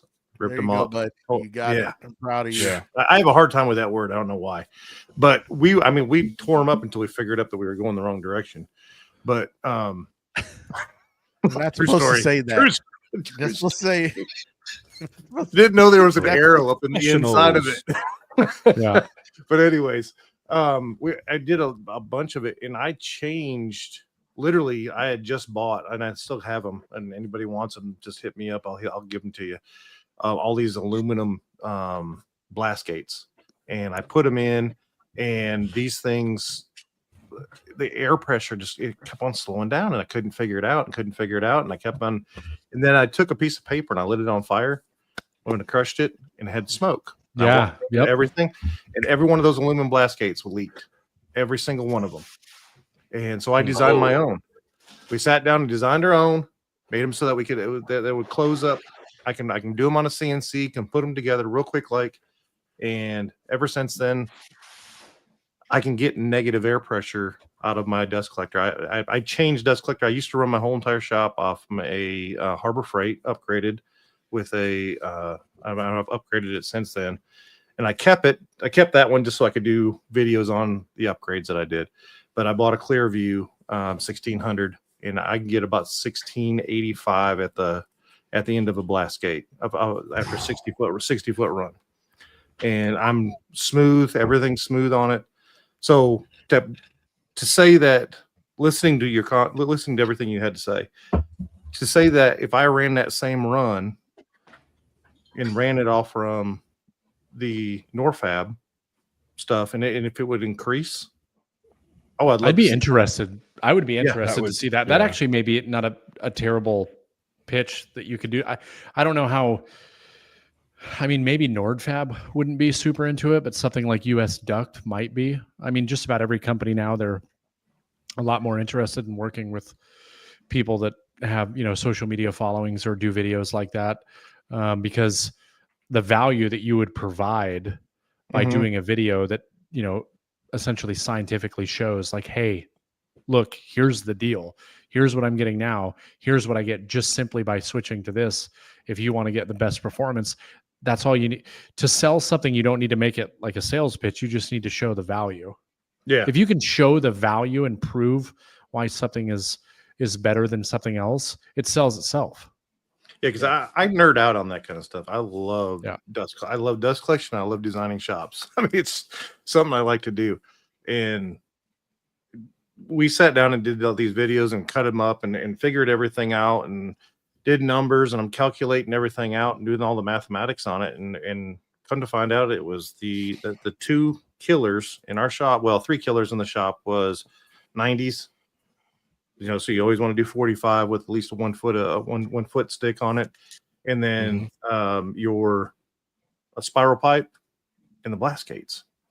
The blast gates, if you look at the design of the blast gates and just take 2 small pieces of pipe and put them inside of each one of those blast gates, the blast gate is a 1/4 of an inch thicker all the way around. Well, if that's 1/4 inch thicker all the way around, you're losing a 1/2 inch diameter just off the blast gate. Mm-hmm. Yeah. Your volume is no longer the same. It would kill the dust collection right there. Are the blast gates that you made, are they 3D printed? No. CNC. Are they metal? No. Wood. CNC. Completely sealed. There's no leaks. I can go right next to them. There's no leaks in them at all. So the only thing is it's got glued in PVC, the exact PVC pipe. And then when the pipe is the inside cut is cut to the exact inside diameter of the pipe. So there's a smooth transition all the way through. This guy went down a rabbit hole like you wouldn't believe. And he was trying to drag me along with him. And I was like, absolutely not. I'm done. I'm not doing it. I mean, I had a cutoff point. It's like, I'm not doing no more. Cause he kept trying to, we were doing a comparison. He would do a certain change and I would do a certain change. And we were comparing numbers. I mean, we got real nerded out on this because I don't know why. I don't know why the hell we, just to know. It was just one of those things to it's know. every small shop is trying to do this without spending a bunch of money. And so we went through these changes. And that's the majority of people. Yes. Correct.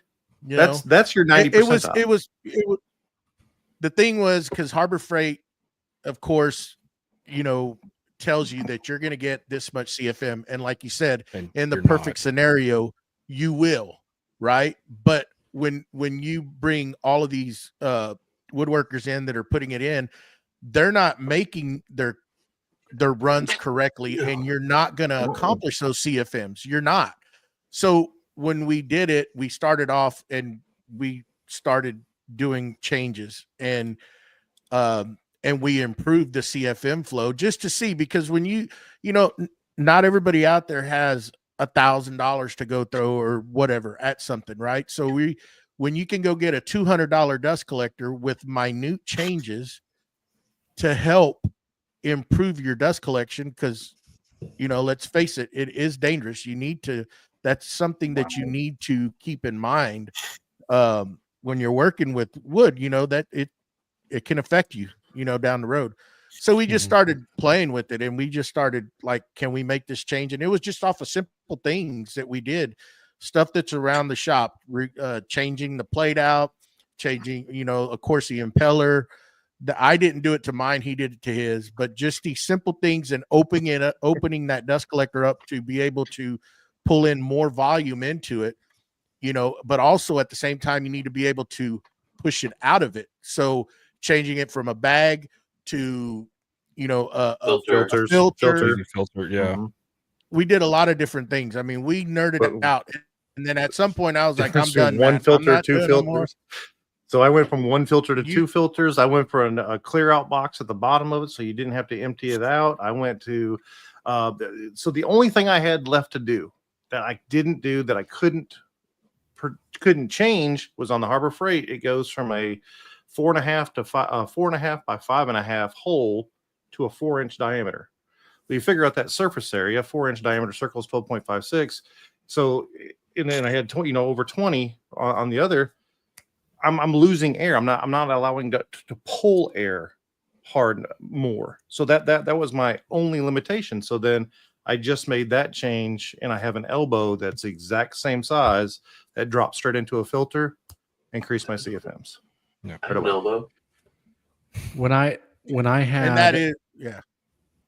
Well, when I was looking at getting the Harvey, I was having conversations with them years and years and years ago.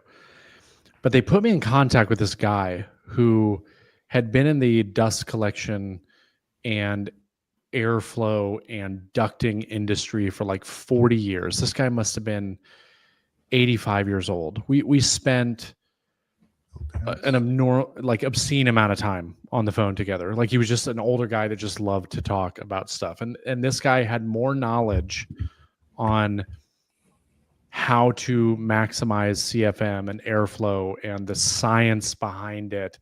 And I cannot even begin to talk about what he was telling me. But what I will say is that almost every single thing that I had ever heard about dust collection, when this is the way it's supposed to be, when I mentioned it, he was like, that's not true. Here's what it is. And he would give me the no shit scientific, whatever it was. And it blew me away. Like, when it was like, oh, you need to have the biggest, pipe running as close to the tool as possible. And he was like, nope, that's not true. And he would explain it to me. He's like, how many tools do you have? What's your furthest run? And all this stuff. And he's like, we're going to start at your tool that is the furthest away, and we're going to work our way back because this dust collector has this static pressure. And in order to do that, you have to you have to be able to get a certain amount of airflow, but it can't be too much when it's coming back into the machine because then it's going to blow through the filters, and we have to make it and have all this stuff. And I'm like, wait, what? Like everything you're saying goes against what everybody talks about with woodworking.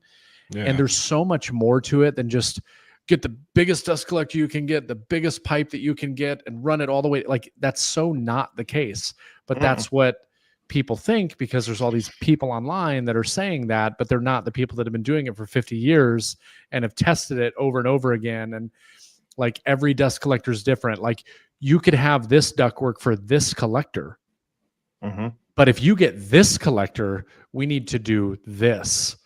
And if you have, this much flex hose, we need to do this. And if you're using this fitting, we need to do this. There's so much to it to get, the perfect system. So it's not as simple as just like, oh, I go get a 5 horsepower dust collector again, because most people buy bigger than they need. It's that whole thing. Like, I'm going to get more. It's better to have it, not need it, than need it, not have it. It's like, no, stupid. Like spend that money on something else. Like, buy the 3 horsepower. You don't need the 7.5 in your 2-car garage. Like you're dumb. Right. And, again, with that same logic, like I'm going to get a 7.5 horsepower dust collector and I'm going to do all this stuff. And then you put crappy pipe on it and you have no idea what you're doing. And, you're getting the same performance as if you would have bought a 3 horsepower with good ductwork. You know what I'm saying? So like, but people just don't think about that. It's like, oh, I'm going to get a Domino 700 versus the 500 because this, the 700 can do everything the 500 can do. And it's like, well, it can, but do you really need that? And do you want to hold all that extra weight? And do you want, you know what I mean? Or do you need the thing that you actually use 99% of the time and costs less money and gives you the performance you want? And it's more enjoyable user experience. You know what I mean? It's the same argument you can make with everything. Yep. Well, there you go. So I had a golf question, but let's I can talk about no. Let's do it. Forever. So your golf question. Quick. We can do this short and sweet. Favorite golf course you've ever played at? Oh man, that's really tough because I've played some really nice golf courses. You say I grew up in Arizona, so okay. Arizona's got some pretty nice courses. Yeah. Yes. Oh man, favorite golf course I've ever played. Damn it. I would say the nicest course I've ever played is probably, this is tough because I played a lot of golf courses. True North in Arizona. It's been one of the top courses in the top 10 courses in the country, like many years. Okay. It's a very, very nice place. It's in Scottsdale, Arizona. I will say though that I did just play Trump National Doral in Miami about 2 weeks ago. The course itself that I played, I didn't play the world famous one where they're playing Live Golf right now, which they were setting up for while I was down there. That's like $900 to play around there. Oh my! Yeah, we played Silver Fox, which the course was not. It was probably one of their less desirable courses, but it was the best experience I've had because I've never been to a Trump property before. And, say what you want about him and whatever, like that's a whole different conversation. But you want to talk about somebody that knows what they're doing with their properties. Yeah. Wow. Oh, and if I ever have the opportunity to go to one of his resort properties, it was one of the nicest places I've ever been, resort wise. So I'm gonna give you a recommendation. This is by far my favorite course, and I've played there twice, almost played there 3 times, but weather wouldn't allow it. At the time we played, and it's in New Mexico, it's in Cloudcroft, New Mexico. It's called The Lodge.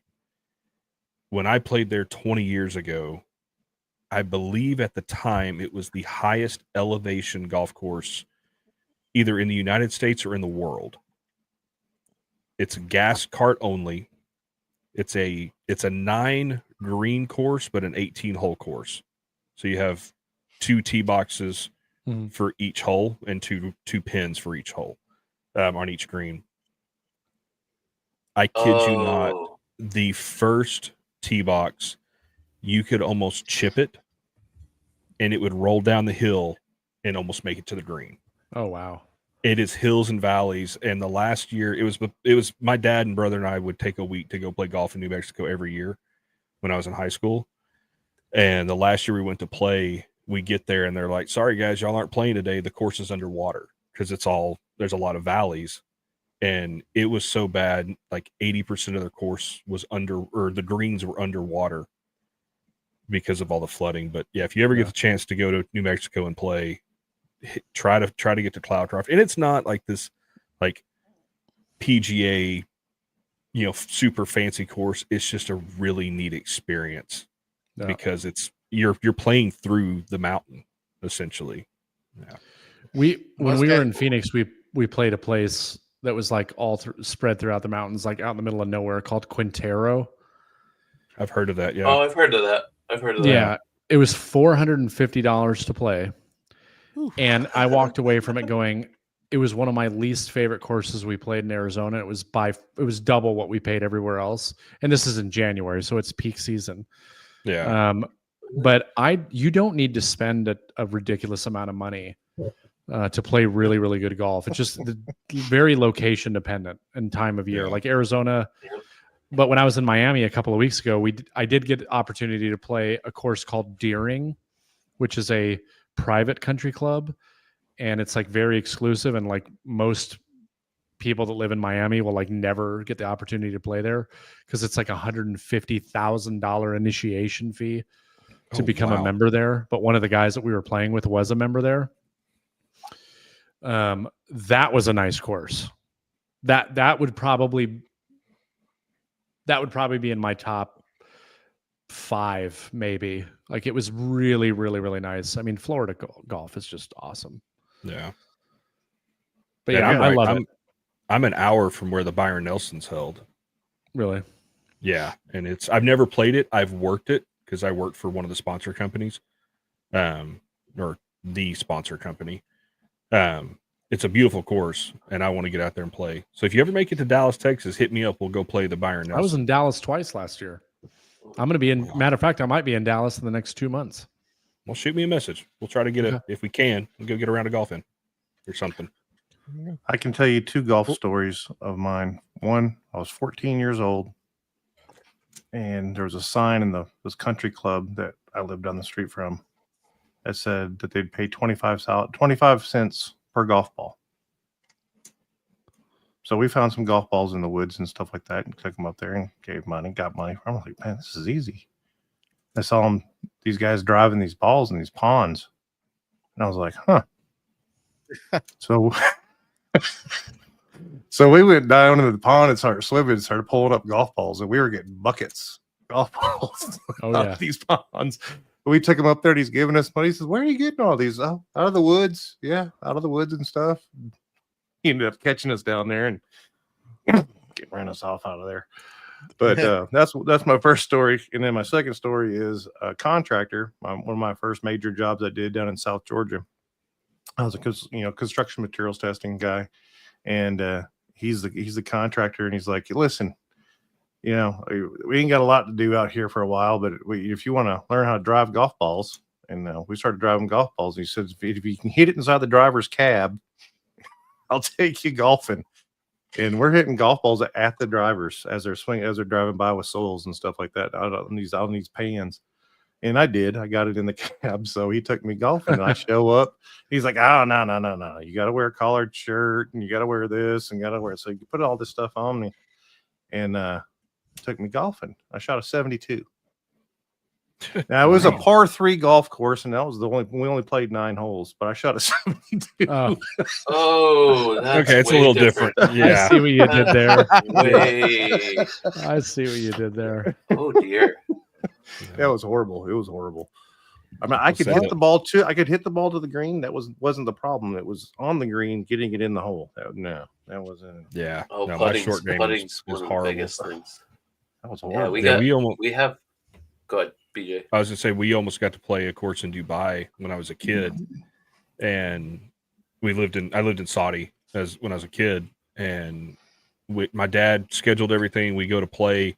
We go to tee off at the first hole, and one of the wardens comes over and says something in Arabic to my dad.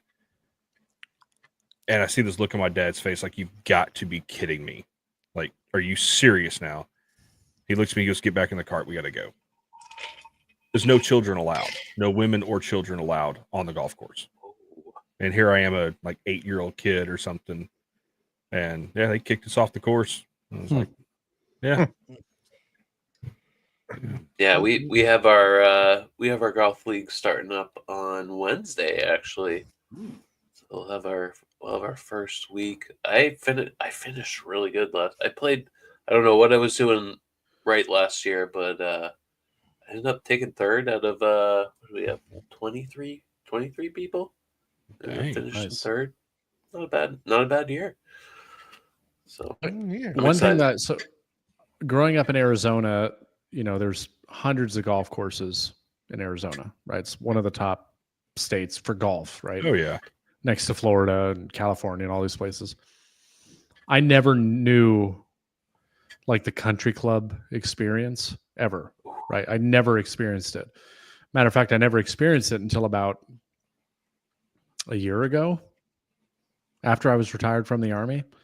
And there's I don't want to say quite a few, but there's clubs around Indianapolis. And some of my friends are members at these places, and I went and played. And a guy that I work with, he's a Titleist club fitter. Used to be a pro on the South American PGA. And I'll do like lessons with him from time to time and work with him some. And the very first time we worked together, he took me out to the place that I'm a member now. And this was after I'd played some of these other places. So my idea, because I talked to them and I was like, how much does it cost to, become a member of a place like this? And they're like, oh, if you want to play the championship course, it's $100,000. This place is, $50,000. I'm like, who has that kind of money? You know what I mean? Like, who has? And that's just to join. That's just to join. You still got to pay green fees. Yeah, exactly. Yeah, it's like $100,000 just to become a member. Oh, and then you're telling me I got to pay $2,000 per month, and if I want to ride in a cart, I got to pay for that too. Like, yeah, this is ridiculous. So when I went to the other club, I was like, just out of curiosity, what does it cost to to be a member of something like this? And he told me what he thought it was. And he was like, here's the lady's number. You can go. And I live on the west side of Indianapolis. So like, this is really the only option on the west side. If you live on the north side, like Carmel, Zionsville, Westfield, that's like Carmel, Indiana is like one of the top 10 cities in the United States every year for like the last 20 years. It's a beautiful city. It's amazing. Everybody wants to live there. It's crazy expensive. It's $100,000+ to be members of these places. Right. And I'm like, there's no way I can afford this. So I ended up reaching out and I found out the amount of money that it cost for me to join where I'm at now. I'm a member at Country Club of Indianapolis. It's one of the oldest country clubs in the United States. Like one of the top 10 or top 20 country clubs in terms of age. It's beautiful. It's amazing. And it's totally affordable for somebody who plays golf 4 times a month at like a decent course. I'm not talking about like the $20 track that, is just a total shit hole and it takes 6 hours to play around. I'm talking like you go play a decent course. It costs $70 to $100. You have some beers, you have lunch with your friends. If you did that 4 times a month, like the cost was the same, but, and the initiation fee was like nothing compared to these other ones, like pennies on the dollar, right? Like I didn't think it was real.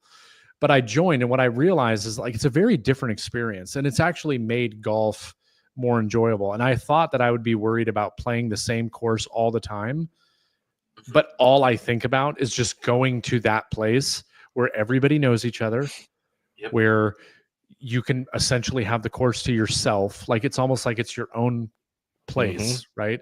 You just walk out. I'm going to go hit balls. I don't need to talk to anybody. I just go to the driving range. I hit balls, right? It's a very, very different experience. And I would say that anybody that's really into golf, and if you think that it's unattainable, you might be surprised, right?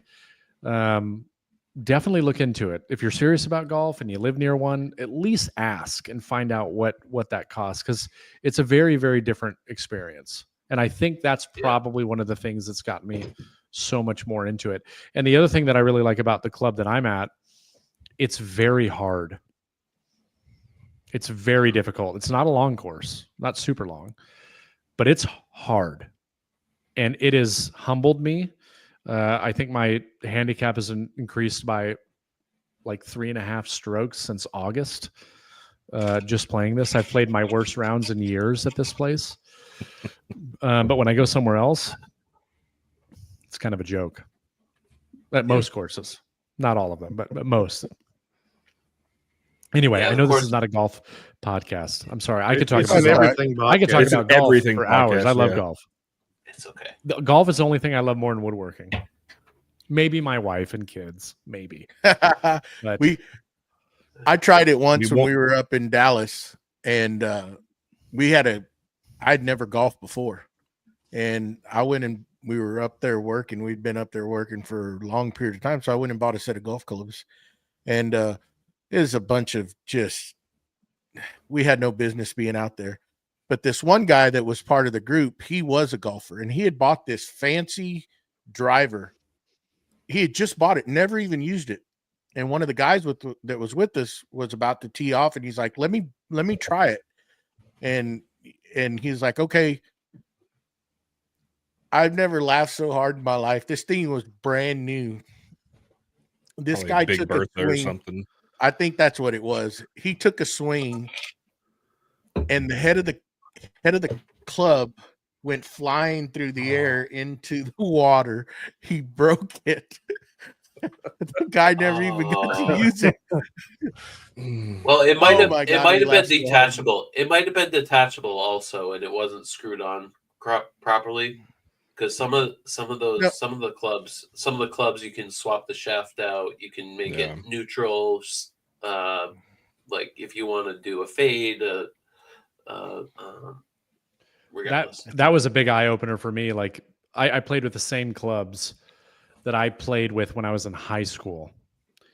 I still have them down in my basement right now. I'll never get rid of them because it's one of the best sets of clubs I've ever had. But the technology now, when I went and got fitted, and they were like kept changing out shafts and the irons and everything, and I'm like, what? Yeah. What are you doing? Like this is the thing now. Yeah. And they're like, yeah. I'm like, I've been using the same clubs for 25 freaking years. So when I just said I'm going to get back into it, I just got fitted for everything new. Like my entire bag is all brand new, and I'm totally in it. Like it's a sickness now. So there's a store, I guess. I've been in it once, here in Tallapoosa, Georgia, and it's known all around the area. I mean, like forever, because there's people that come here that have, Mississippi tags, all sorts of stuff, that come to this golf shop, and all they do is come here and outfit you for your clubs. That's all. That's what they're known for. And they have all these like driving simulators and all this other stuff inside the store, and like high-tech stuff to admit. I was just amazed. But there's people that just line up to this thing, and he's like, yeah, I got like reservations for people to come get outfitted like 6 months in advance. Yeah. It's crazy. I haven't talked about this publicly at all. But lately I've been doing a ton of research. We won't tell anybody. We won't tell nobody. Yeah. It's a safe space. I mean, what better time than now since we're talking about golf? I am strongly considering opening a golf simulator business. Ooh. I'd like to do on the side. It's becoming increasingly popular. There's a lot of companies that you can franchise it. There is not one in the city that I live. There's other ones nearby.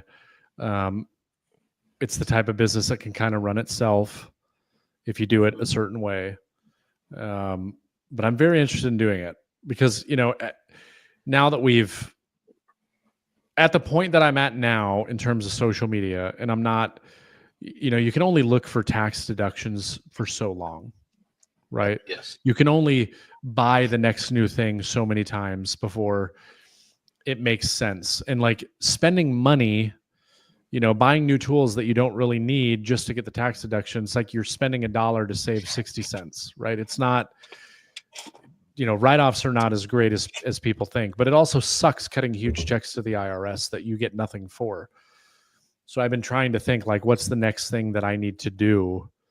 And I'm thinking like, I need to start, another business that will continue to earn revenue and will all be operated under another management business that manages, Bent's Woodworking and whatever the golf is and whatever other things, and find ways to be resourceful, for lack of a better term, with putting some of that money into something else. So I've been thinking about it a lot. I've been doing a lot of AI stuff, coming up with business plans and doing a lot of research and looking at a lot of websites, and it's something that I love, and I think it would be pretty cool. But it's an industry that's growing exponentially right now. So if any of your listeners are in the golf simulator business and have their own simulator location, please hit me up. I'd love to talk to you. I have a couple guys in my golf league that started one, and I don't know. It's kind of a side gig for them, but yeah, I'd love to. Yeah. What do you like set this popular up in a building? I mean, do you have to have a? Yeah. I don't know. I mean, you rent a location, have base put in. If you franchise some of them, maybe it's going to cost a couple $100,000, to bring to the table to franchise one of these, like opening a Chick-fil-A, that kind of thing, right? Like, they'll provide you with all the furniture that goes in it. They'll provide the construction costs for whatever location that you have, because it's, it'll have to look a certain way, but you run it and all that kind of stuff. So, yeah, I've been looking into it a lot. So it might be the next thing from Get Bent Golfing. Oh, there you go. Well, and for me, I love going to Top Golf. Yeah. But if the weather's not great, Top Golf sucks. Because if it's too hot, you're miserable. If it's too cold, you're miserable. If it's too windy, you're miserable. If there's too many people there, you're miserable. At least I'm miserable because I don't want to deal with. The last time I went, we were dodging balls, which you wouldn't think you'd have to deal with at a driving range. Yeah. But just you get a bunch of kids that just don't know what they're doing. And it's like, well, that's the cool thing with, like, if you were to have a place like that and it's a subscription-based model. Mm-hmm. So it's almost kind of like the same idea of a country club, right? Like, people are paying to be members, so they take care of it more. They appreciate it more. They expect a certain, level of cleanliness and all these other things. So you don't get the people that just walking off the street and are just there to F off because, you're paying $100 a month or $200 a month to utilize this thing whenever you want. But that's a benefit to a location like this, as opposed to anybody can just come in off the street. You don't need everybody to be able to do it. It's like I tell people with social media, right? Everyone's so focused on, your subscriber numbers and how many followers you have and all this stuff. Like, none of that crap matters. It really doesn't. And it's funny because the bigger you get, the more you realize it. What matters, like, I don't need 250,000 people to make a difference. If I can get 200 of those 250,000 people to buy the instructional course that I made that cost, $300, that's a big difference, right? Like, that's a significant impact. Quality over quantity. Exactly. Yes. You don't, it's just like anything else. Like, it's the top of your funnel. You're trying to get people down to the bottom. You don't need all those people to. Now, if all those people did do it, great. Obviously, that'd be life-changing. But, 250,000 people don't necessarily, make the difference. It's the 100 people who fully believe in you and want to support everything that you're doing and, have gained the most value out of you. And that's why I like platforms like Patreon and stuff like that, right? Like, those are the people that watch my stories, they're the reason I keep doing it. They're the people that I'm truly reaching. They're the people that really want to know what I'm doing. Same thing applies. Like, when you have a subscription-based model to anything, you're going to get a better caliber person because they're investing in it. Yeah. They are investing in their time. They are investing in their enjoyment. So typically you'll get a better better caliber person that does that. 100%. Well, I don't know about y'all, but I think that is a wonderful place to wrap it up. Well, one last question. 7 inches. Well, I knew that was going to be the answer. So I had to do it at least once. Yeah. No, all seriousness though, when are the bench moving? We're not. What? Yeah, we're not. Yeah, that was kind of like I know I talked about it on our podcast, but we went and met with the builders. There was miscommunication. They don't actually own any of the properties. The properties are being sold second hand. The builder did own a couple of the properties, built a couple houses on it. The amount of money they want for the properties is absurd, and the builder that built those homes is very, very high dollar. And I essentially told him, we cannot afford what we want if it's being built. And going back to the kitchen that I'm doing right now, like when this kitchen is done, this 100% would be one of those kitchens that like it would be a $100,000 kitchen if any company was doing it. Will it cost me $100,000? No, it won't cost anything close to that. But it's not the type of thing that, like, you're not seeing rift-sawn white oak everything with top of the line hardware and metal pull-out trays and stuff like that. That's not a normal thing.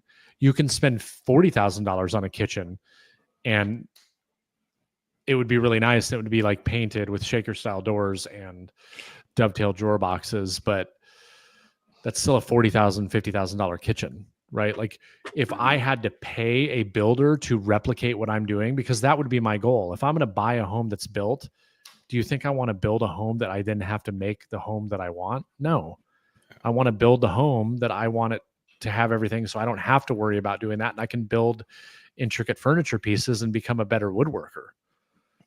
Yeah. And so as we were talking and I was explaining to him when he was like, you know, what are some of the things that you're talking about? I told him, I'm like, I even showed him like, this is what I'm building now.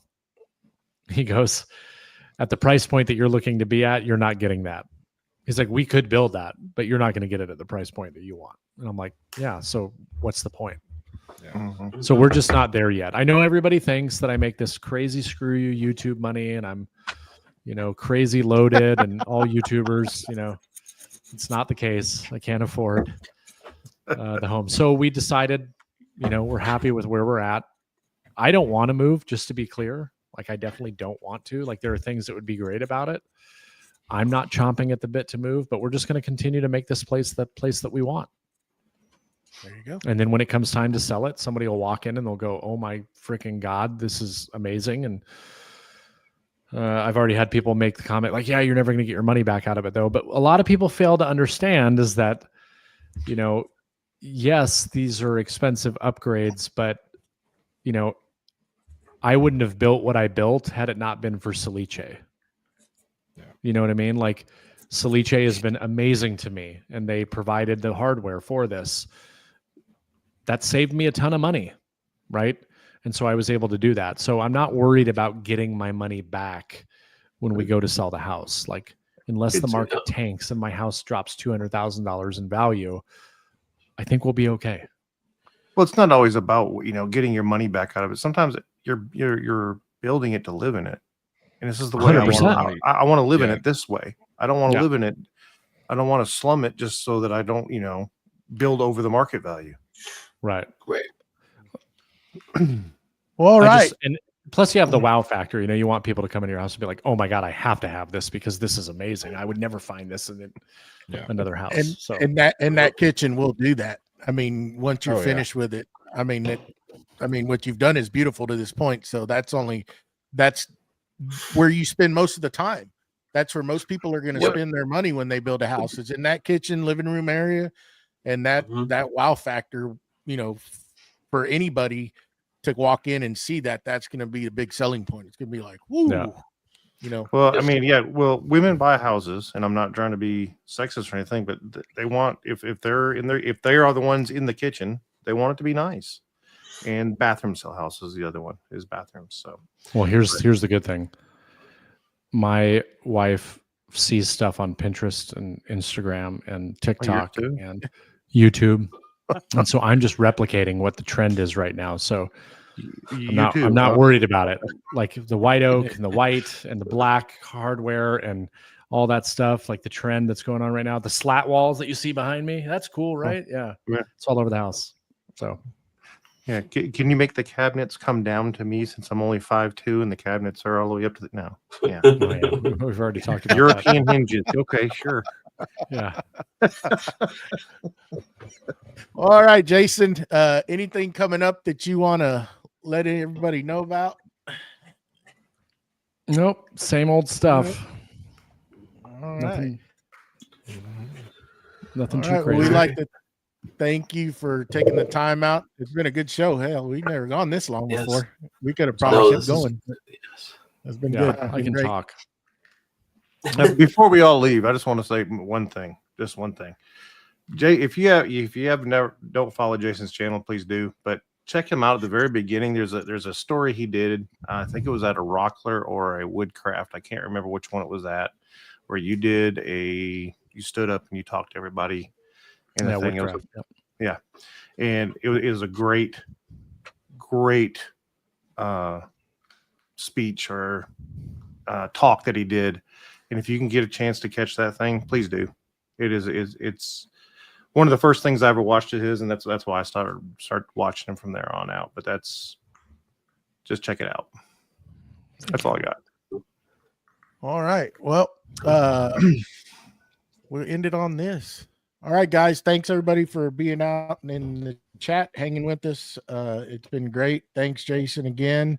Mm-hmm. And until next Sunday, we will see y'all. All right, we're out of here.